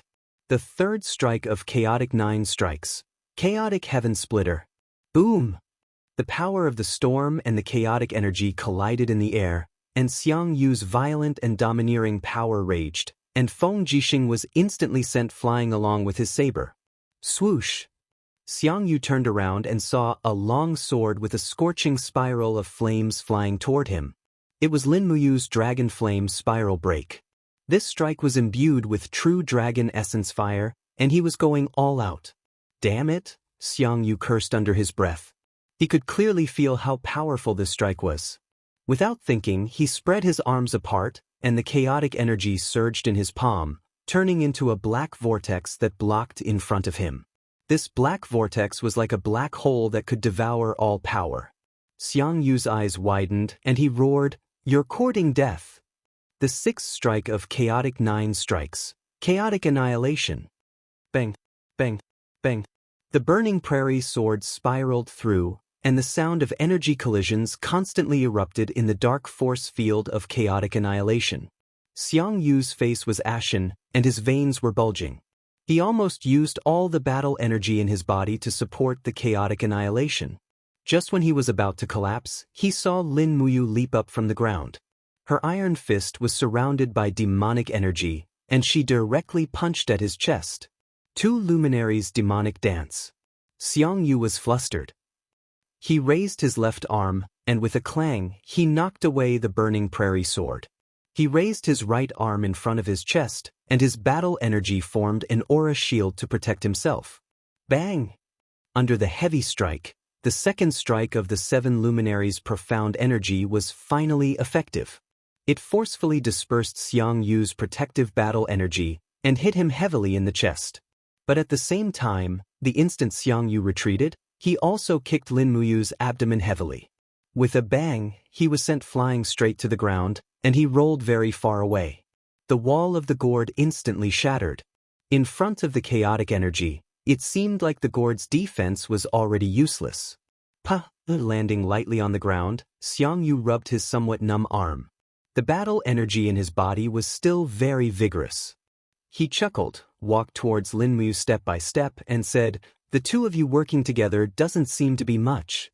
Lin Muyu opened her hand and called back the burning prairie sword. Holding the sword hilt, she struggled to stand up. Her face was full of ash, and the white robe behind her was also stained with a lot of flame dust. Right at this moment, a golden radiance blossomed behind Xianxia. That was the radiance of the god-binding lock martial soul. Qin Lei had arrived. The thunder-split saber was covered with lightning. Qin Lei directly jumped up from his warhorse, and the saber shone brilliantly. It directly pierced through Xiangyu's protective battle energy and attacked the main body, thunder-split diffraction slash. This saber was extremely fast, and also extremely sharp. Bang! Xiangyu quickly retreated, using the saber's force to retreat several dozen meters. With an incomparable fury on his face, he said, "Young Duke Qin Lei, you also want to be enemies with me, Xiangyu, is that it?" Qin Lei held the thunder-split saber with a gloomy expression. "Feng Jixing and Lin Muyu are my brothers. If you want to touch them, you'll have to ask my thunder-split saber first." "Is that so?" Xiangyu's sword-like eyebrows rose, and he revealed his arrogance.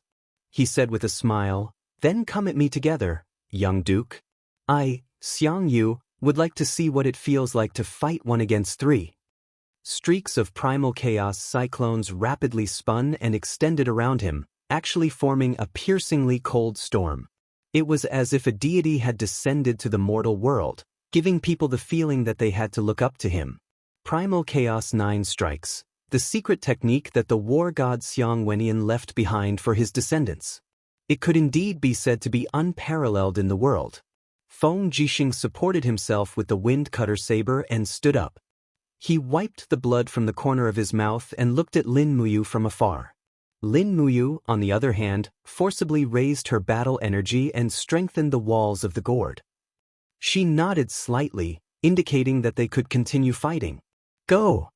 Qin Lei roared and took the initiative to attack. The lightning force on the thunder-split saber continuously extended and actually formed a force field with a radius of about 5 meters. He raised the long saber and swept it horizontally with a low shout. The saber's light went straight for Xiangyu. Thunder-split saber's second strike, thunder saber breaking flames. However, within the primal chaos, streaks of lightning flickered. Xiangyu used the power of primal chaos to condense a long spear flickering with lightning. He grabbed it in his hand and smiled. "Go to hell!" Swish! The primal chaos lightning spear went straight for Qin Lei. Bang! Lightning and flames mixed together. God-binding chains rose around Qin Lei to protect their master, but they still couldn't withstand the attack of the lightning spear. Qin Lei spat out fresh blood from his saber and fell back. Xiangyu had also taken the brunt of his attack. Xiangyu's body trembled slightly. His blood and qi surged, and his expression turned even uglier. On the right, streaks of lightning rapidly converged. Feng Jixing poured the lightning force of his martial soul into the wind cutter saber and created the fourth style of the wind saber technique, Wild Thunder Saber. Feng Jixing slashed with his saber and was pushed back by the opponent's primal chaos force. Meanwhile, Xiangyu finally couldn't hold on any longer. A trickle of blood seeped out from the corner of his mouth. "Feng Jixing, you bastard!" Xiangyu's expression was ashen. However, a powerful force suddenly attacked from behind. He didn't even need to think to know that it was Lin Muyu's attack. In fact, Xiangyu had calculated everything, but he had overlooked Lin Muyu. He simply didn't expect this unknown brat to grasp a power that he had never heard of before. It was incomparably tyrannical and didn't even lose to the chaotic 9 strikes. 2 luminaries' demonic dance. Lin Muyu was going all out. This was already the second time she had used the power of the second luminaries in a day. Their fists collided, and the air seemed to shatter. Cracks appeared on the houses not far away, and some even collapsed directly. Streaks of blood splattered on the ground. Xiangyu's body trembled slightly, but his arms still maintained the posture of punching. Lin Muyu slowly took a few steps back. The muscles all over her body felt like they were on fire. The excessive use of the 7 luminaries' mystic force had ultimately resulted in a backlash. Fortunately, she had cultivated the spiritual pulse technique, and the power of her soul was much stronger. Therefore, she hadn't reached the point where she would instantly age due to the backlash. Are you all right?" Feng Jixing limped over with his wind cutter saber and asked with concern. This brat didn't look like he was all right. Lin Muyu shook her head slowly. I'm fine. Where's brother Feng? I'm all right too. Feng Jixing propped himself on the ground with his saber and walked over step by step. Commander Qin Lei, are you all right? Qin Lei sat on the ground, and the power of primal chaos was still surging in his body. In reality, he had withstood Xiang Yu's strongest attack. Fortunately, his physique was strong. If it was Lin Muyu or Feng Jixing, they might not be able to withstand Xiang Yu's strongest attack. Heh, it's good that you're all right. Feng Jixing laughed. He wiped the blood stain at the corner of his mouth, looked at Xiang Yu who was not far away, and asked, General Xiang Yu, do you still want to fight? Xiang Yu's face was ashen. His dou qi was almost exhausted. Even if he had made up his mind to kill, he had no more strength to fight. Just at this moment, the sound of horse hooves came from afar. It was an imperial guard holding a golden scroll. He said, His Majesty's decree orders Feng Jixing and Qin Lei to escort Lin Muyu back to Zetian Palace Hall. Yes. Feng Jixing was finally relieved. Chapter 111. The Zetian Palace's main hall was filled with hundreds of officials. The Emperor, Qin Jin, sat on the dragon throne with a solemn expression.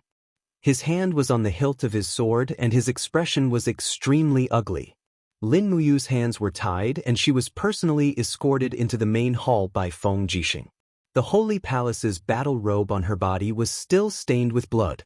Some of it was hers, and some of it was Xiang Yu's. Behind her, Qin Lei and Xiang Yu also walked in, causing the officials to be dumbfounded. Tell me. The Emperor, Qin Jin, looked at Lin Muyu coldly and said, This Emperor specially pardoned you to join the Imperial Guard as a commoner. Why did you create such a disaster on your first day? Destroying the nurturing hall and releasing more than 200 female soldiers. Do you know how big of a crime this is? Lin Muyu, do you know your mistake? I know my mistake. Lin Muyu readily admitted her mistake. Where did you go wrong? The Emperor continued to ask. Lin Muyu said indifferently, You violated the military law. Since you know the military law, why did you release those 200 female soldiers? Qin Jin asked. Lin Muyu raised her head, her gaze like a clear spring, and said, Your Majesty, the female soldiers are also people and the daughter of an ordinary family. They shouldn't be treated like this. I know I violated the military law, but I don't think I did anything wrong. On the contrary, the military law is very wrong. Can raising female soldiers really increase the Empire's combat power? What did you say? Qin Jin raised his eyebrows, revealing a trace of anger. The leader of the officials, Zheng Yifan, who was standing at the front, stepped forward and said, Your Majesty, Lin Muyu has no respect for the military law and should be executed immediately. The rules for female soldiers were personally set by the war god, Xiang Wenyan, and they have been unimpeded in the army for so many years. This brat actually dared to question Xiang Wentian's foresight and even dared to contradict Your Majesty. This is simply disgraceful. Qin Jin said indifferently, Official Zheng is right. Lin Muyu, what else do you have to say? Lin Muyu's heart sank. Did this emperor really want to kill her? I have nothing to say. He said calmly. He could not go against the monarch anymore. A smart person should have a smart way of doing things. Instead of going against the monarch here and getting killed, he might as well endure the humiliation and wait until he was strong enough to change all this unfairness. Minister, how should Lin Muyu be punished for her crime? The emperor asked. The minister walked out slowly with a sinister smile on his face. He said, Your Majesty, this person has committed a crime that should be punished. He should be executed in the Zetian Palace as a warning to others. Qin Jin muttered to himself, but didn't say anything. Feng Jixing hurriedly cupped his fists and said, Your Majesty, Lin Muyu only violated the military law because he doesn't understand it.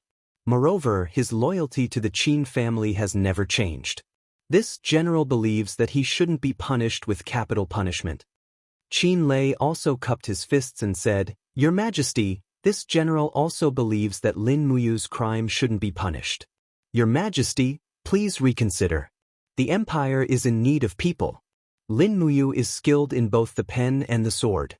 He can't be killed. Zheng Yifan sneered. Do you think that our Qin Empire still needs a frivolous brat to lead the country? Your Majesty, this humble subject believes that Lin Muyu should be executed immediately. Otherwise, everyone will dare to disobey the military law. The empire's army will collapse on its own. Minister Luo Xing cupped his fists and said, this humble subject also believes that this person must be executed. Luo Xing's son, Luo Bin, was a deacon of the spiritual medicine department. He had been injured by Lin Muyu before. It seemed that the stone that was thrown a long time ago had finally hit his head. Qin Jin's expression was uncertain. Obviously, he didn't want to kill a talent like Lin Muyu. However, Zheng Yifan and Luo Xing were pressuring him. If he didn't kill him, it would definitely cause a backlash in the officials' hearts. At this moment, a voice suddenly sounded from outside. The temple's grand deacon, Lei Hong, requests an audience. Before the voice even finished, Lei Hong had already entered the main hall, travel-worn. He waved his sleeves and cupped his fists, saying, this old subject, Lei Hong, greets your majesty. Elder Lei, you may rise. Qin Jin stood up and said very politely. It was enough to show how much he valued Lei Hong. He said, Elder Lei, you must have come to the Zetian Palace for Lin Muyu's matter, right? Lei Hong nodded and said, yes, this old man is pleading on Lin Muyu's behalf. Qin Jin said, the officials want me to kill Lin Muyu, but Elder Lei is pleading on Lin Muyu's behalf. What do you expect me to do? Lei Hong's eyes shone brightly as he said, Your Majesty, Lin Muyu's crime is nothing more than releasing more than 200 concubines. He only saved 200 women. What crime is there? Your Majesty, the empire has flourished for thousands of years. How many women have died in the tents?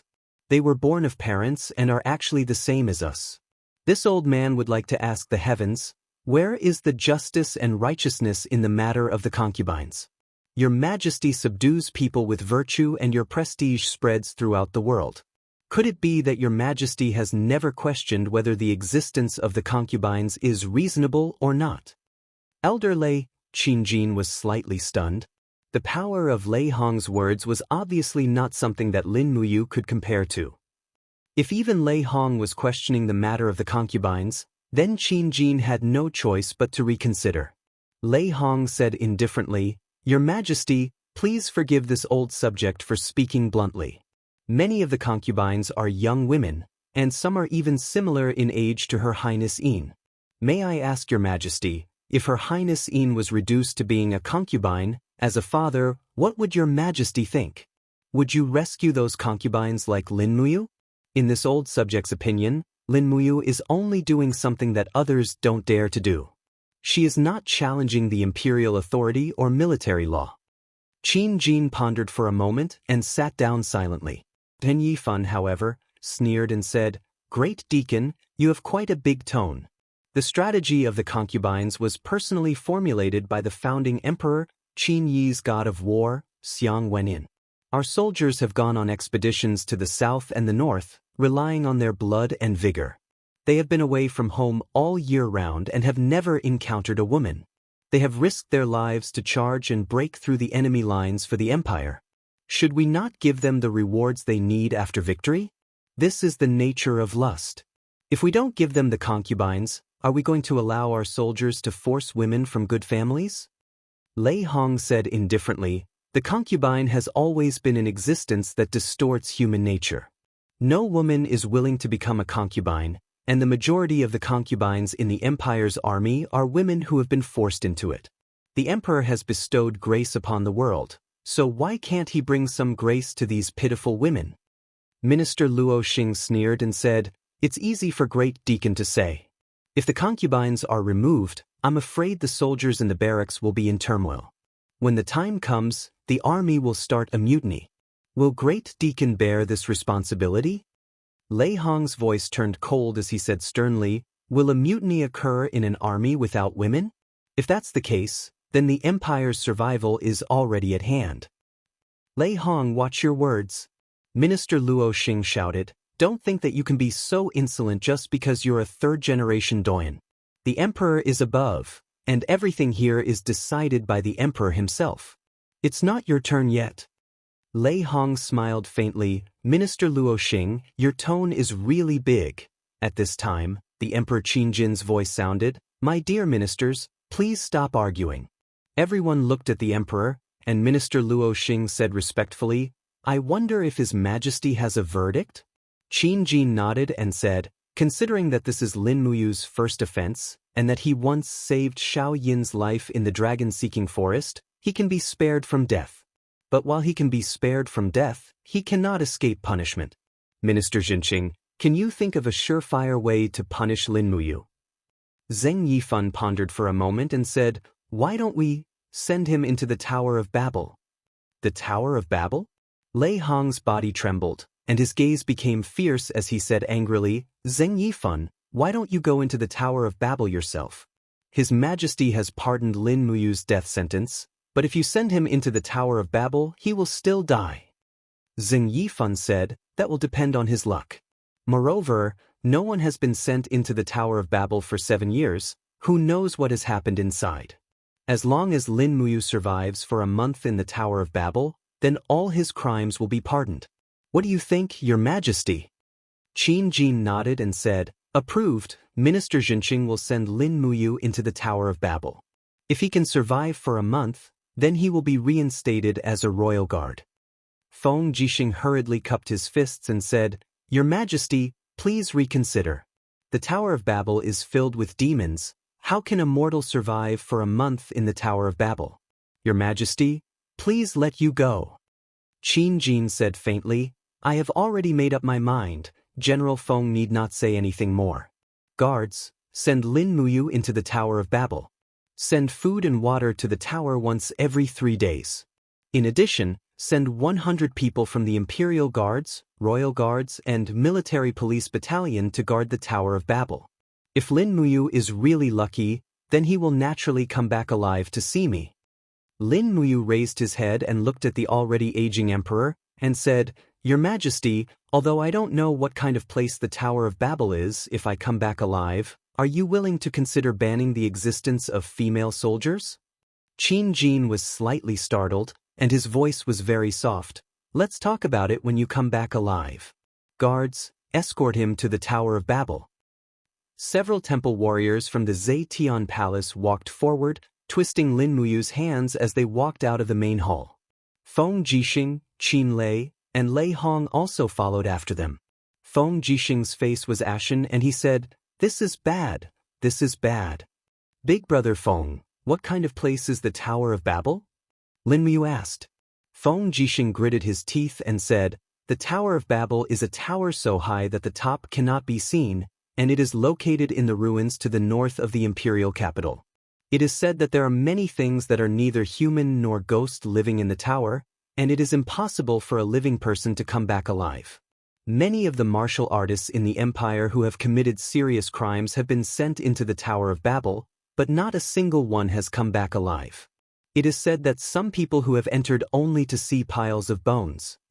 Lin Muyu was silent for a few seconds, and then said, Maybe I am lucky? Lei Hong said, Foolish brat, no matter how lucky you are, you won't be able to walk out of the Tower of Babel alive. At that time, there were 2 experts with the strength of the sanctuary who entered the Tower of Babel, and their corpses were found in the end. Do you think you are lucky? Qin Lei held the burning prairie sword and handed it over to Lin Muyu, and said, Brother, you must come out alive. Lin Muyu looked at Feng Jixing and Qin Lei, and couldn't help but feel a little emotional and said, If I really can't come back alive, then we can only be brothers in our next life. Feng Jixing's eyes reddened, and he turned around, No, you can come back alive. Chapter 112. 4 or 5 miles to the north of Lanyan City, adjacent to the imperial capital, the area that should have been prosperous was a barren jungle. There were even some imperial guards guarding the periphery. About every 100 meters, there was a squad of 5 sentries. Feng Jixing, Qin Lei, and Lei Hong protected Lin Muyu as they stepped into the forest. Xiangyu led more than 100 heavy cavalry soldiers from the military police battalion and followed them from a distance. His mission was to personally witness Lin Muyu being sent into Tong Tian Tower. As they went further and further away, blood-red thunderbolts appeared in the sky one after another. An ancient tower soared into the sky. It was impossible to tell how many levels it had. The tip of the tower was inserted into a dark vortex. The vortex was like the mouth of a giant beast in the sky. It seemed as if it would swallow the entire Tower of Babel at any time. Thunder and lightning flashed around the vortex, sweeping the surrounding land with gusts of wind. No one would have thought that there would be such a wonder so close to the imperial capital, Lanyan City. Lin Muyu looked up and couldn't help but feel a trace of fear in his heart. He was a mortal, how could he not be afraid in the face of such heavenly might? Feng Jixing grabbed the reins, looked up at the sky and said, "It is said that the Tower of Babel is the entrance to another plane, but no one has entered it since ancient times. It has stood here alone for tens of thousands of years. Even those who have the power of the divine realm are not willing to enter the Tower of Babel. After you enter, you must be careful. Try to stay on the first floor and don't go up. With your ability, you may be able to survive for a month." Lin Muyu slowly urged his horse forward. Suddenly, he felt a gust of chilly wind sweeping towards him, causing his battle robe to sway incessantly. The war horse he was riding on let out a long neigh and stood up.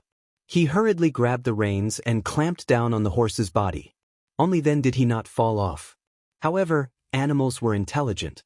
For the war horse to be so frightened, there must be some ominous things in Tong Tian Tower. Lei Hong said, You must be careful." "Got it, Grandpa Lei Hong."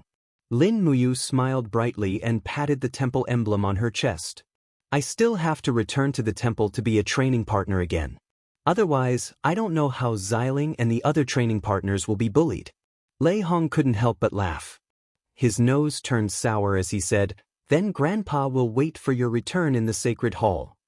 "It's a deal." Qin Lei carried the thunder-split blade to the bottom of the tower and ordered, "Open the door." Immediately, two of the royal guards, whose faces were filled with fear, raised their hands and opened the seal on the heavy metal door. The metal door was filled with rust stains and was already covered with vines. They pulled with all their strength but were actually unable to open the door. Qin Lei frowned and went forward to grab the door handle with his hand. With a low roar, he forcefully pulled the metal door open. Immediately, a gust of chilly wind with a sharp whistling sound attacked the face of the commander of the royal guards. Buzz! The god-binding chains responded and came out. The golden light instantly dispersed the haze. The god-binding chains was a first-grade true dragon martial spirit and was known as the world's strongest light attribute martial spirit. 3 golden chains circled around Qin Lei's body, protecting him from harm while the 2 royal guards rolled and crawled away. Qin Lei frowned and said, "Useless things." Feng Jixing escorted Lin Muyu all the way to the bottom of the tower and said, You must be careful." Lin Muyu looked at the pitch-black scenery inside the tower and took a deep breath. She gripped the burning prairie sword tightly and smiled at Qin Lei. "Big brother Qin Lei, I'm going in." Qin Lei was somewhat moved. His face was filled with reluctance as he said with a trembling voice, You must remember to come out. We are still waiting to beat that bastard Xiangyu up with you." Not far away, Xiangyu's face darkened, but he did not flare up. The temple deacon Lei Hong was here, so Xiangyu did not dare to act rashly. After all, no matter how strong he was not Lei Hong's opponent. Rustle, rustle. Lin Muyu lifted her battle boots and stepped on the steps that were filled with weeds and dust. Just like that, she walked up step by step without looking back. Feng Jixing's concerned voice came from behind. Your body is injured. Stay on the first floor to rest and recuperate during the day. Do not go to the second floor no matter what." Lin Muyu closed the metal door with the back of her hand. Immediately, it was dark in front of her. Rays of light shone into the 4 walls of the tower. Fortunately, it was not completely dark like this. The sound of chains being locked came from the metal door behind her. She would not be able to get out within a month. Bang! The small door on the metal door was opened. An imperial guard brought in food and water. They were all dry rations, enough for 3 days. The sound of footsteps faded away. Presumably, everyone had already left. At this time, Lin Muyu finally had the time to look at her surroundings. The stone walls of the Tower of Babel were covered in a layer of haze. There were even some words that he could not understand carved on them. It was probably some totem culture. The first floor was empty. It was about 100 meters in diameter and was very wide. There was not even a single decoration. It was just empty. The spirit pulse technique automatically extended out, and her spiritual sense slowly rippled. Lin Muyu sat cross-legged and slowly adjusted her breathing. At the same time, she extended her spiritual sense and entered the domain of the second floor. Suddenly, she sensed 3 extremely tyrannical forces lying dormant on the second floor. These 3 forces were sometimes strong and sometimes weak. It seemed like they were ready to make a move. He closed his eyes. He had to recover his strength as soon as possible. Those unknown forces did not seem to want to kill him at dawn. It would be hard to say if they would do so at night. Opening the bag that Feng Jixing had prepared, there was a lot of kerosene inside. Lin Muyu could not help but smile. Feng Jixing was more meticulous. This way, she would not have to worry about the light at night. After circulating the Forging Dragon Bone Remnant scroll 72 times, her whole body felt refreshed. Her meridians felt a sense of peace. Her injuries were basically healed. Moreover, the martial spirit gourd had been frantically absorbing the surrounding spiritual qi to replenish its consumed do qi. In less than a few hours it had recovered to its peak state. Turning around, she looked into the distance. The rays of the setting sun were almost horizontal. The sun had set. The sky gradually darkened and the surroundings were silent. Only the faint sound of horse hooves could be heard in the distance. The Imperial Guards and Imperial Guards were all restricted to a distance of 1 li from the Tower of Babel. Moreover, it seemed like they did not dare to approach the Tower of Babel at night. Not long after, a strong wind blew outside. Lightning flashed and thunder roared. The light in the sky flickered. The dark vortex in the sky seemed to be wreaking havoc, forming a huge whirlwind that lingered around the Tower of Babel. Lin Muyu could not see the specific situation outside. However, she knew that there was something strange about the night here. Standing up, she lit a brazier and hung it on the wall. Then she ate some dry rations. Not long after, the sky completely darkened. Night had fallen. Under the detection of the spirit pulse technique, the few forces on the second floor were already restless. Lin Muyu also unconsciously held the hilt of the burning prairie sword. This sword was the only thing she could rely on here. Sha sha, a faint sound came from the stairs. Immediately, he vigilantly held the sword with both hands and his martial spirit slowly seeped out of his body. Jie. Amidst the roar, a black shadow leaped down from the second floor of the staircase. Its sharp claws sliced through the air and went straight for Lin Muyu's neck. It was a killer move from the start. Lin Muyu was already prepared. She activated the falling star steps and slid her feet to avoid this attack. At the same time, the burning prairie sword drew an arc in the air and landed on the opponent's back. With a bang, sparks flew. The opponent screamed miserably and crashed into the wall. However, he quickly climbed back up. At this moment, Lin Muyu finally saw its true appearance. It was an ape. However, it was not an ordinary ape. Instead, it was an ape whose body was covered in a thick layer of stone. This was a stone ape. Its eyes were blood red and there were 4 golden lines on its head. It was clearly a spirit beast with a lifespan of 4,000 years. The blood-red light in its eyes was filled with violence. Suddenly, it leaped up and rushed over again. Jie. This time, a flame appeared on its claws. A vast flame energy surged on its claws. Lin Muyu knew the pros and cons. She raised her left hand and directly summoned the wall of the bottle gourd. Black tortoise shell and dragon scale wall were successful. She spat out her fighting chi and blasted out a demon sonic fist. Bang! The demon sonic fist didn't penetrate the stone layer on the stone ape's body. Instead, its sharp claws scratched a huge hole in the black tortoise shell. The flame energy collapsed, but it quickly recovered with the support of her recovery ability. Lin Muyu's heart sank. She quickly retreated several steps. Her eyes were cold and clear. She suddenly stomped on the ground and called out a gourd vine.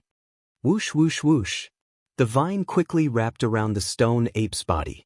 How could she miss such a rare opportunity? Lin Muyu quickly circulated the true dragon essence fire in her palm. The burning prairie sword whistled through the air and directly blasted out with a dragon flame spiral break. At the same time, a chill came from behind her. There were still stone apes. 2 bloody lights rushed over from the darkness. The other 2 stone apes attacked.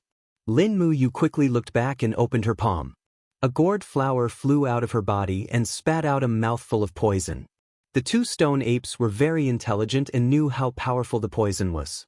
They flipped their bodies in the air and dodged it. Behind them, blood splattered and screams of pain could be heard. The first stone ape had already been killed by the true Dragon Yuan Fire's Imperial Fire Sword attack. Lin Muyu grabbed the hilt of her sword, and with a flash of her body, she slashed and attacked the second stone ape. However, she felt a chill on her back, and her shoulder was injured. The third stone ape cleverly avoided the defensive surface of the black tortoise shell and directly attacked her back. Fortunately, she had tempered her skin like copper and bones like iron, so her injury was not serious. There was no time to turn around. Lin Muyu gritted her teeth and a bloody light surrounded her left fist. She locked onto the position of the third stone ape with her spirit pulse technique and turned around to punch it. Chaos of all life. Amidst the miserable howls and screams, the stone ape heavily smashed into the stone wall of the tower. However, the material of the heaven-reaching tower seemed to be very hard. The stone skin of the stone ape had already shattered, but the stone wall did not have a single crack. Lin Muyu saw the opportunity and raised her hand. Using the Imperial Sword of Lightning, she flew out with the burning prairie sword. In the next moment, the third stone ape's neck was pierced. After its stone skin was destroyed, its defense was much weaker. With the sharpness of the burning prairie sword, it could be easily killed. Chapter 113. The last stone ape was almost scared out of its wits. Seeing its companions die one by one, it opened its mouth wide and screamed. It turned around and ran. Lin Muyu didn't know whether to laugh or cry.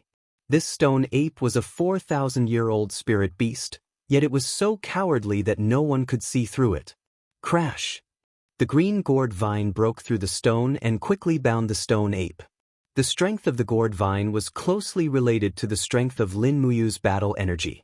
No matter how the stone ape struggled, it couldn't escape the binding of the gourd vine. Lin Muyu's palms were filled with raging flames. She quickly spun the long sword in front of her chest. Streams of flames turned into spiraling fire energy that lingered around the sword body. She quickly broke through the stone ape. The stone ape's skin was very thick. The normal attack of the burning prairie sword couldn't penetrate it at all. However, it was a piece of cake to use the spiraling power to break through it. Bang! The stone layer shattered and mixed with blood. The stone ape screamed and left with its companions. Lin Muyu took a deep breath. She used the spiraling break twice and the Xian energy of the first star. She had used about 30% of her battle energy. She didn't know if there were more powerful enemies waiting for her. She had to recover her strength as soon as possible. Holding the burning prairie sword, Xiaochen dug out 2 4,000-year-old stone ape spirit stones from the skull of the 3-headed stone ape. This was a type of rock-type spirit stone. If used to forge weapons, it would be very good. It would make attacks sturdy, and ordinary opponents would not be able to block it. Sitting on the ground, she summoned the martial spirit gourd to refine the spirit of wild beasts. However, what Lin Muyu didn't expect was that the 6-layered green gourd seemed to be very picky with its food. It didn't even absorb any spirit of wild beasts before it was full. After several attempts, he couldn't refine the spirit of wild beasts. He had to give up. It seemed that Lei Hong's teachings were correct. After stepping into the heavenly realm, they had to rely on refining the spirits of wild beasts to increase their cultivation. This was because the power that heavenly realm experts needed was Do Qi, and the spirit of wild beasts contained in the bodies of spiritual beasts was Earth Qi. The two belonged to different natures. If a heavenly realm expert wanted to increase his cultivation, he could only rely on his own hard work and cultivation. It was no wonder that Feng Jixing and Qin Lei had not broken through after stepping into the first layer of the heavenly realm. With their talent, they should have broken through quickly. However, Lin Muyu was not anxious.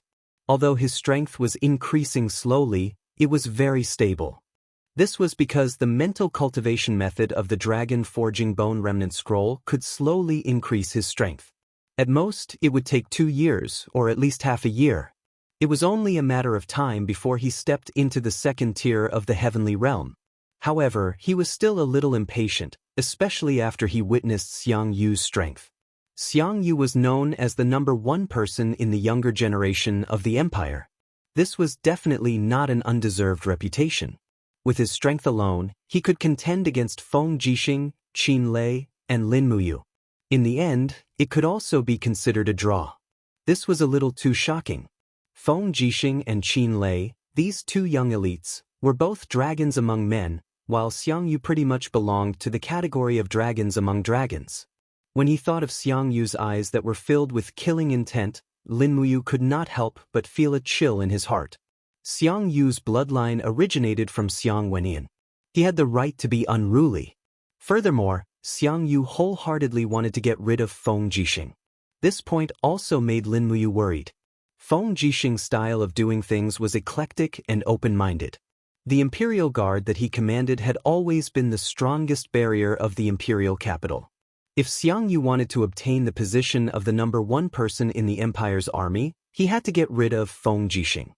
After adjusting his breathing for close to 2 hours, the martial spirit gourd greedily absorbed the spiritual energy in the surroundings. What made Lin Muyu more gratified was that the spiritual energy in the vicinity of Tong Tian Tower was very abundant. It was even more vigorous than in Lan Yen City. Therefore, the battle energy in his body had mostly recovered. It seemed that coming to Tong Tian Tower was not to throw away his life. Instead, it seemed that he had found the best place to cultivate.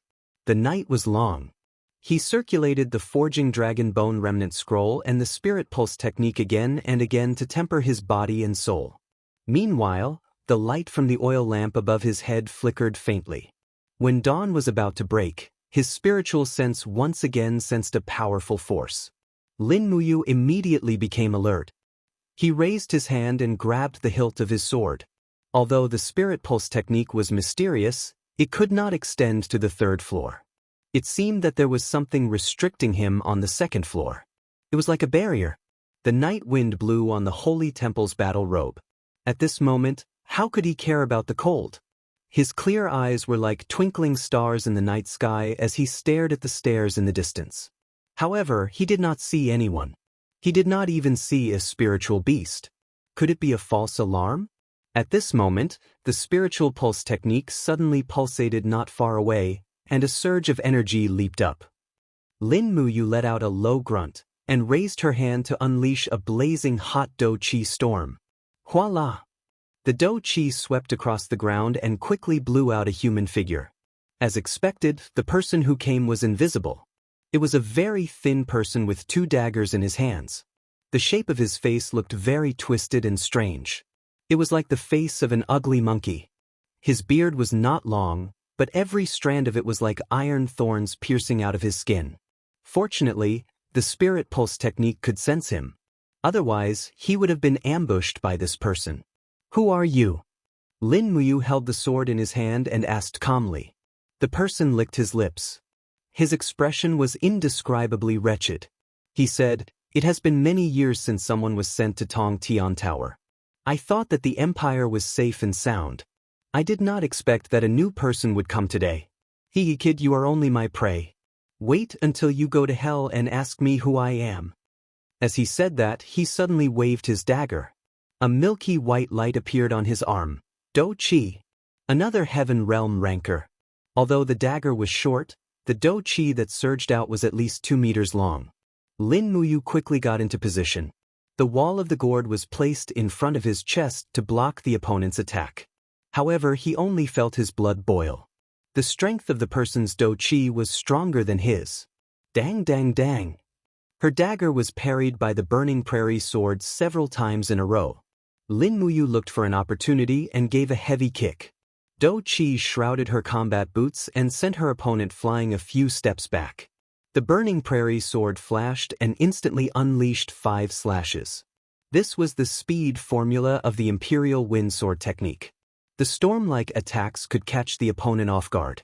However, the thin assassin in front of him was not weak. His eyesight was excellent.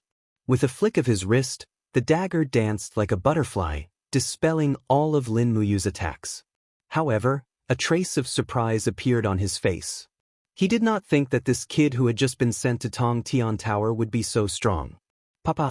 Papa! Lightning flashed.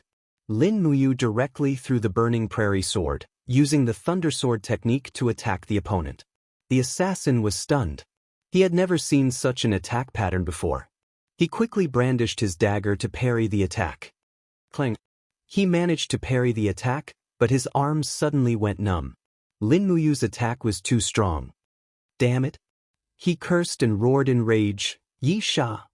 In the darkness, his martial spirit was quickly released.